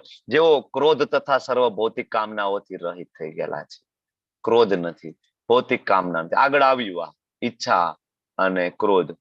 બરાબર. આ શરીર છૂટતા પહેલા ભગવાને કીધું છોડવું જોઈએ. ભગવાન ફરીથી કહે છે, કારણ કે આ બહુ મહત્વનો પોઈન્ટ છે ને, અને બધાથી આ થતું નથી. એટલા માટે ભગવાન ઘણી વખત નાનું એવું રિવિઝન પણ આપણને આપે છે કે ભાઈ ક્રોધને છોડી દો, ભૌતિક કામનાઓ છોડી દો, અને જેવો આત્મજ્ઞાની એટલે આત્મા અને પરમાત્માનું જ્ઞાન થાય. ક્યારે? ભગવદ ગીતા વાંચીએ ત્યારે. આત્મસંયમી એટલે ઇન્દ્રિયોને કંટ્રોલ કરવું. મજા વાળા વિષયોને થોડા કંટ્રોલમાં લાવો અને થોડું સ્પિરિચ્યુઅલ પાથ ઉપર થોડું આગળ વધવાની કોશિશ કરો. આત્મસંયમી તથા પૂર્ણતા પામવા માટે સતત પ્રયાસ કરનારા છે, તેમની મુક્તિ નજીકના ભવિષ્યમાં સુનિશ્ચિત છે. અહીંયા ભગવાન એમ કહે છે કે જે લોકો ભક્તિમાં લીન છે, જે લોકો કૃષ્ણ ભક્તિ કરવાની કોશિશ પણ કરી રહ્યા છે, ને ભલે પૂર્ણતા થઈ નથી, પણ એક દિવસ પૂર્ણ થઈ જશે, આવી ઈચ્છા સાથે જે ભક્તિ કરે છે ને, એની ગોલોક વૃંદાવન ધામની ટિકિટ કન્ફર્મ છે. ભગવાન એમ કહે છે કે ભવિષ્યમાં એની ટિકિટ તો કન્ફર્મ છે. એ લોકો મારી પાસે આવવાના જ છે. બરાબર. કદાચ થોડી વાર લાગે, કાં તો આ જન્મમાં આવે, પણ આવશે, ગેરંટી છે. બરાબર. હવે આગળના 27મા અને 28મા શ્લોકમાં એ આગળના જે 6થો અધ્યાય છે ને, એનું અહીંયા બેકગ્રાઉન્ડ તૈયાર ભગવાન કરવાના છે. બરાબર. હવે અત્યાર સુધી જે ચર્ચા થઈ ને, એ એવી રીતના કર્મ કરી અને ભગવાનને પ્રાપ્ત કરવાની ચર્ચા થઈ. આ અધ્યાયમાં ક્યાંય સકામ ના આવ્યું કે પાપથી દૂર થઈ જશો ને ઓલું મળશે ને સ્વર્ગ મળશે ને આ, એ કોઈ ચર્ચા ના થઈ. આ અધ્યાયમાં એક જ ચર્ચા થઈ. શું ચર્ચા થઈ? તો કે કઈ રીતના ભગવાનને પ્રાપ્ત કરીએ, કેવું કર્મ કરીશું તો ભગવાનને પ્રાપ્ત કરીશું. આ આખો અધ્યાય કૃષ્ણ ભાવના કર્મયોગ. હવે આ અધ્યાય ઓલમોસ્ટ અહીંયા પૂર્ણ થયો, પણ હવે આગળનો અધ્યાય શરૂઆત કરવી છે. તો ભગવાન એમ કહે છે કે આ વસ્તુ છે ને, એ અષ્ટાંગ યોગ દ્વારા પણ પ્રાપ્ત થાય છે. બરાબર. અષ્ટાંગ યોગ દ્વારા પ્રાપ્ત થાય. કઈ રીતના? તો ભગવાન કહે છે કે સર્વ બાહ્ય ઇન્દ્રિય વિષયોને બહાર કરવાના. હવે આ પેલું છે ને, એ જ બહુ અઘરું છે કે પેલા ઇન્દ્રિય વિષયોને પેલા કંટ્રોલમાં લઈ લેવાના છે. પછી દ્રષ્ટિને 2 ભ્રમરોની વચ્ચે કેન્દ્રિત કરવાની. હવે અહીંયા 16 માળા કરીએ ને, બરાબર, એમાં એક આખી માળામાં દ્રષ્ટિ કેન્દ્રિત નથી થતી, અને એક માળામાં પણ મન ભગવાનમાં રાખતું નથી. લાગે છે? લાગતું હોય તો હાથ ઊંચો કરો કે 7 મિનિટ અને 108 વખત હરે કૃષ્ણ મહામંત્ર બોલું છું, અને આ 108 વખત હું મંત્ર બોલું ને, આમાં મને કૃષ્ણ સિવાય બીજો કોઈ વિચાર નથી આવ્યો. હાથ ઊંચો કરો. કોઈ વિરલા છે આવા? છે? અઘરું છે. હવે 7 મિનિટ ના થાય તો અહીંયા હિમાલયની ગુફામાં જઈ અને આ 2 દ્રષ્ટિના ભ્રમરોની અંદર કેન્દ્રિત કરવી, વેરી ડિફિકલ્ટ. પણ ભગવાન તોય જ્ઞાન આપશે, આખો 6થો અધ્યાય આપશે, અને 6થા અધ્યાયના અંતે કહી દેશે કે આ કાંઈ લફડામાં પડવાનું નથી, ભક્તિ કરો. સમજાવશે બધું, કહેશે બધું. સકામ કર્મ પણ આપણને 3જા અધ્યાયમાં આપ્યું, પણ 5મા અધ્યાયમાં કહી દીધું કે કરવાનું નથી. તમારે કરવાનું છે નિષ્કામ કર્મ, તમારે કરવાનું છે ભક્તિ. એવી રીતના અષ્ટાંગ યોગ પણ આપશે. યમ નિયમ આસન પ્રાણાયામ પ્રત્યાહાર સમજાવશે પછી કહેશે કે નથી કરવાનું. એટલે કોઈ એવું કેવું ના જોઈએ કે ભગવદ ગીતામાં અષ્ટાંગ યોગ નથી અને અષ્ટાંગ યોગ દ્વારા ભગવાન જલ્દી પ્રાપ્ત થાય. તમે બધા ભક્તિ કરો છો પણ તમને અષ્ટાંગ યોગ વિશે ખબર નથી. અષ્ટાંગ યોગ છે ને આના કરતા શ્રેષ્ઠ છે. આવું કોઈ વૈષ્ણવને કહીને ના જાય ને એટલે ભગવાને ભગવદ ગીતામાં એક પણ ટોપિક ને છોડ્યા નથી. આપ્યું છે બધું, કરવાનું શું છે કન્ક્લુઝન પણ આપ્યું છે. એટલે કેટલાય એવાય છે કે આમાંથી આવું બધું ઉપાડી લે, ખાલી કર્મયોગ ઉપાડી લે. ના ના, કર્મ હિ પૂજા. ખાલી કર્મ કરીએ ને, સવારે ટિફિન ના ડબલા લઈને ઉપડી જવાનું, આખો દી કામ કરવાનું, પત્ની બાળકોને સાચવીએ, બસ આ જ ભક્તિ છે, બીજું કઈ નહીં. ભક્તિ એટલે માળા લેવાની જરૂર નથી. બરાબર. ઘણા એમ કે ના ના હિમાલયની ગુફામાં જાય ભક્તિ, અને અષ્ટાંગ યોગ ઉપાડી લીધો, ઓલાએ કર્મયોગ ઉપાડી લીધો, કેટલાય બીજા અધ્યાયમાંથી જ્ઞાન યોગ ઉપાડી લીધો કે ના ના ખાલી વેદો વાંચીએ ને એટલે પૂરું થઈ ગયું, બીજું કઈ કરવાની જરૂર. એને વેદાંતિ કહેવાય. ભગવાન આ બધું સમજાવીને છઠ્ઠા અધ્યાયના અંતે કન્ક્લુઝન આપશે કરવાનું શું છે. તો ભ્રમરોને કેન્દ્રિત, દ્રષ્ટિને કેન્દ્રિત કરો, શ્વાસ ઉચ્છ્વાસને નસકોરાની અંદર રોકી રાખો, એને કુંભક કહેવાય. બરાબર. બાહ્ય કુંભક ને આભ્યંતર કુંભક ને આવું આવે ને યોગમાં. પછી તો કે આ રીતના મન, બુદ્ધિ અને ઇન્દ્રિયોને વશમાં રાખવાનું છે અને મોક્ષ પ્રતિ લક્ષ્ય સાધવાનું છે. અને આ જે યોગી છે એ ઈચ્છા, ભય, ક્રોધથી રહિત થઈ જાય છે. અને આવી અવસ્થામાં જો કોઈ યોગી જો થઈ જાય, અવસ્થા પ્રાપ્ત કરે ને, તો નિસંદેહ મુક્ત થઈ જાય. હવે આની આ વસ્તુ ભગવાન 12મા અધ્યાયના 5મા શ્લોકમાં પણ કહે છે કે આ કરવાનું નથી આપણે. આ તો આગળનો અધ્યાય ચાલુ કરવો છે એટલે ભગવાન અહીંયા એક પૂર્વ બંધારણ બાંધી રહ્યા છે. અને હવે આ અધ્યાયનો છેલ્લો શ્લોક, 29મો શ્લોક. આપણે બધા સુખની શોધ કરતા હોઈએ છીએ, સવારથી લઈને રાત સુધી. બધા જ જીવો, એક જ, ખાસ તો મનુષ્યો, એક જ વસ્તુની કામના છે સવારથી ઉઠીને રાત સુધી કે મને સુખ મળે. બરાબર. મારા મજાના વિષયો ક્યાં છે હું શોધું. હું આટલા પૈસા કમાવી લઈશ તો મને મજા આવશે, હું આની સાથે સંબંધ રાખીશ તો મને મજા આવશે, હું આની સાથે મિત્રતા રાખીશ તો મને મજા આવશે. બરાબર. તો સવારથી લઈને એક જ વસ્તુ છે, મને સુખ ક્યાંથી મળે. પણ જ્યાં સુધી 5મા અધ્યાયનો 29મો શ્લોક સમજીને જીવનમાં નહીં ઉતરે ત્યાં સુધી સુખની પ્રાપ્તિ નહીં થાય, ત્યાં સુધી શાંતિની પ્રાપ્તિ નહીં થાય. કારણ કે આને પીસ ફોર્મ્યુલા કીધી છે, આને શાંતિની ફોર્મ્યુલા કીધી છે. 29મો શ્લોક. ભોક્તારમ યજ્ઞ તપસા સર્વલોક મહેશ્વરમ સુરદમ સર્વભૂતાનામ જ્ઞાત્વા મામ શાંતિ મૃચ્છતિ. સૌથી ઇમ્પોર્ટન્ટ છે ભોક્તારમ યજ્ઞ તપસ્યા. ભોક્તારમ, ભોક્તા કોણ છે? ભોક્તા કોણ છે? ભગવાન કે હું છું. અલ્ટિમેટ સુપ્રીમ એન્જોયર છે ને એ હું છું. આપણે ભોગતા નથી. આપણને એમ થાય કે હું ભોગવું, મને બહુ મજા આવે છે. એક આપણે ઉદાહરણ વારંવાર લેતા હોઈએ છીએ. ધારો કે આપણને એમ થાય ગુલાબ જાંબુ ખાવા મને બહુ મજા આવે છે, હું ભોગતા છું, હું ભોગવીશ ગુલાબ જાંબુને. તમને બહુ ભાવે છે, હું તમારી સામે એક બાઉલ ગુલાબ જાંબુનું રાખી દઉં, કેટલા ખાશો? પેલું ગુલાબ જાંબુ ખાશો, તમને બહુ મજા આવશે, ખૂબ આનંદ થશે. પછી હું બીજું આપીશ, પછી હું ત્રીજું આપીશ, પછી હું ભાવપૂર્વક ચોથું પણ મોઢામાં મૂકી દઈશ. એમ કરતા કરતા 5મું, 6ઠું, પછી તમે એમ કહો પ્રભુજી હવે બસો. કા તો હવે સુખ નથી મળતું ભાઈ, પેલા ગુલાબ જાંબુમાં હતી ના, હવે નથી મળતું. પછી એમ કહું ના ના હજી 2 ખવડાવું, તો તમે શું કહેશો? ના ના હવે ખવડાવશો તો ઉલટી થઈ જશે. એનું એ જે સુખ આપતું હતું એ દુઃખનું કારણ બનીને બેસે છે. એટલે આપણે ક્યારે ભોગતા બની શકતા નથી. અલ્ટિમેટ એન્જોયર કોણ છે? ભોગતા છે કૃષ્ણ છે, બીજું કોઈ ભોગતા નથી. બરાબર. ગિરી ગોવર્ધન મહારાજને જયારે ભોગ અર્પણ કર્યો ને, આવા દ્યો, આવા દ્યો, ઓલા યજ્ઞ માટે જેટલી સામગ્રી એકઠી કરી હતી ને, નંદ બાબા અને આખા વ્રજવાસીઓ, ગિરી ગોવર્ધન મહારાજે બધું આવા દો, આવા દો, બધું ખાઈ ગયા. એ ભોગતા છે, આપણે ના કરી શકીએ. જગન્નાથજીને કેટલો ભોગ લાગે છે? સવારથી લઈને રાત સુધી કોન્સ્ટન્ટ. આ આચમન કરાવ્યું બીજો ભોગ લાગે, આચમન કરાવ્યું બીજો ભોગ લાગે, આચમન કરાવ્યું બીજો ભોગ લાગે, કોન્સ્ટન્ટ. એટલે જગન્નાથપુરીની અંદર પ્રસાદનું બહુ જ મહત્વ છે. અને ઇવન જગન્નાથપુરીના જે જગન્નાથજીના ભક્તો છે, ઇવન એકાદશીનો ઉપવાસ નથી કરતા એ લોકો. એકાદશીના વ્રત નહીં, કોઈ વ્રત નહીં. જગન્નાથપુરીમાં તમે રહ્યો, જગન્નાથજીના ભક્તો, તમે એના પંડા હોય, કોઈ વ્રત નહીં, ભૂખ્યું જ નહીં રહેવાનું ભાઈ. કા તો કે પુરીમાં એક જ વસ્તુનું મહત્વ છે. શેનું? પ્રસાદમ. બરાબર. પ્રસાદનું મહત્વ છે. ખાલી પ્રસાદ ખાવ. આ કેટલી સરળ ભક્તિ છે. આને કહેવાય કળિયુગના ભગવાન જગન્નાથજી. ખાલી પ્રસાદ ખાવ ને કઈ નથી કરવાનું બીજું. આટલા કૃપાળુ ભગવાન ક્યાં મળશે આપણને? ભગવાન એમ કે છે હિમાલયમાં નથી જવું, તપ નથી કરવું, એક પગે નથી ઉભું, કાંઈ નથી કરવું ને. ખાલી પ્રસાદ ખાવ ને તોય હું તમને ધામમાં લઈ જઈશ. આટલા કૃપાળુ અવતાર ક્યાંથી મળવાના છે આપણને? કદર જ નથી ને આપણને. બરાબર. તો ભગવાન કહે છે હું ભોગતા છું. આપણને એમ થાય હું ભોગતા, એટલે આપણે બધા ભોગતા ભોગતા ભો કૂતરાની જેમ બધા કરીએ છીએ. બરાબર, આપણે ભોગતા નથી.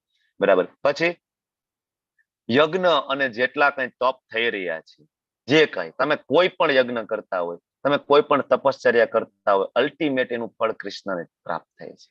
અલ્ટિમેટ એ જ એન્જોયર છે. સર્વ લોક મહેશ્વરમ. બરાબર. આપણે ગોલોક ચાર્ટમાં ભણીએ છીએ, 14 લોક છે.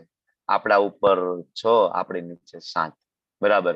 એવું એક બ્રહ્માંડ, આવા અનંત બ્રહ્માંડ, બધા બ્રહ્માંડના બ્રહ્માજી જુદા, બધા બ્રહ્માંડના વિષ્ણુજી જુદા.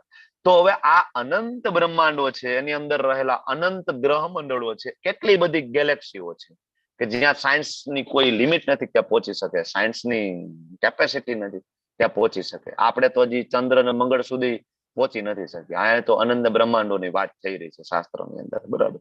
તો એ બધાના સ્વામી ભગવાન એમ કે છે કે હું છું. બધા જ લોક, બધા જ દેવી દેવતાઓ, બધું જ ભગવાન કે મારી અંડરમાં છે. અને આપણને એમ થાય કે હું કુળદેવીની ઉપાસના કરું, હું ઓલા દેવી દેવતાઓની ઉપાસના કરું. શ્રીમદ ભાગવતમ સ્કંદ બીજો વાંચો તમે, સ્કંદ બીજો અને એનો 1લો અધ્યાય વાંચો, તેમાં ભગવાનના વિરાટ સ્વરૂપનું વર્ણન છે. અને વિરાટ સ્વરૂપનું ભગવાન જયારે વર્ણન કરે છે, સુખદેવજી મહારાજ લખે છે ત્યારે બહુ ક્લિયરલી કહે છે દેવી દેવતાઓનું શું સ્ટેટસ છે, ભાગવતમની અંદર આપે છે. દેવી દેવતાઓ છે ભગવાનના અધિકારી છે. ભગવાને એને એક ડ્યુટી આપેલી છે, એક સેવા આપેલી છે. તો આપણે દેવી દેવતાઓને પછી એમાં એ પણ લખે છે કે ભગવાનના અંગમાંથી પ્રગટ થાય છે, ભગવાનના અંગ છે. તો હવે કોઈ વૃક્ષને પાણી પીવડાવવું હોય તો મૂળમાં પાણી પીવડાવીએ ને, કે પાંદડે પાંદડે પાણી રેડીએ. મૂળમાં પાણી રેડો તો પાંદડામાં પાણી મળી જાય. એમ ભગવાનને પ્રસન્ન કરો છો તો દેવી દેવતાઓ એ ખુશ થાય કે દુઃખી થાય? તમારા કુળદેવી છે રાજી થશે કૃષ્ણની પૂજા કરવાથી કે દુઃખી થશે? બરાબર. કોઈ પણ તમે દેવી દેવતાઓની પૂજા કરતા હોય એ રાજી થાય અને એને ખબર પડે કે ના ના, આ ખરેખર યોગ્ય રસ્તે મારો અનુયાયી, મારો ભક્ત છે જઈ રહ્યો છે. બરાબર. ભગવાન કે છે સર્વ લોક મહેશ્વરમ, હું એ ઈશ્વર છું બધા લોકનો. ને પછી ભગવાન કે છે સુરદમ સર્વભૂતાના. સુરદમ, ટોપ મોસ્ટ વેલ વિશર. ખાલી મનુષ્યના? ભગવાન કે નહીં. ખાલી ભારતીયોના? ભગવાન કે નહીં. ખાલી હિન્દુઓના? ભગવાન કે નહીં. સર્વભૂતાના, બધા જ. અરે તમે નર્કની, હા યસ માતાજી, અરે તમે નર્કની યોની પ્રાપ્ત કરો ને, તમારી સાથે તમારો પ્રેમાળ પુત્ર, પ્રેમાળ પિતા, તમારી પ્રેમાળ માં તમારી નેક્સ્ટ બર્થમાં સાથે નથી આવવાનું. તમારા કર્મ તમારે જાતે જ ભોગવવા પડશે. પણ કૃષ્ણ એમ કે છે કે હું સાથે આવીશ. તમે ગમે તે યોનીમાં જાશો ને હું સાથે આવીશ ને હું તમને ત્યાં પણ ગાઈડ કરીશ. બરાબર. તો આ ભગવાન એમ કે છે સુરદમ. આ સુરદમ શબ્દ છે. હવે અહીંયા બીજા શબ્દ ઘણા બધા મિત્ર માટે છે, વાપરી શકાય. લાઈક સખા વાપરી શકાય, બંધુ વાપરી શકાય. આપણી સાદી ભાષામાં કહીએ તો ભાઈબંધ, દોસ્તાર, મિત્ર. પણ આવો એક શબ્દ નહીં. ભગવાન શું કહે છે? સુરદમ. સુરદમ નો અર્થ થાય કે જે હૃદયની એકદમ નજીક હોય ને એને કહેવાય સુરદમ. જે દિલની વાત જાણે.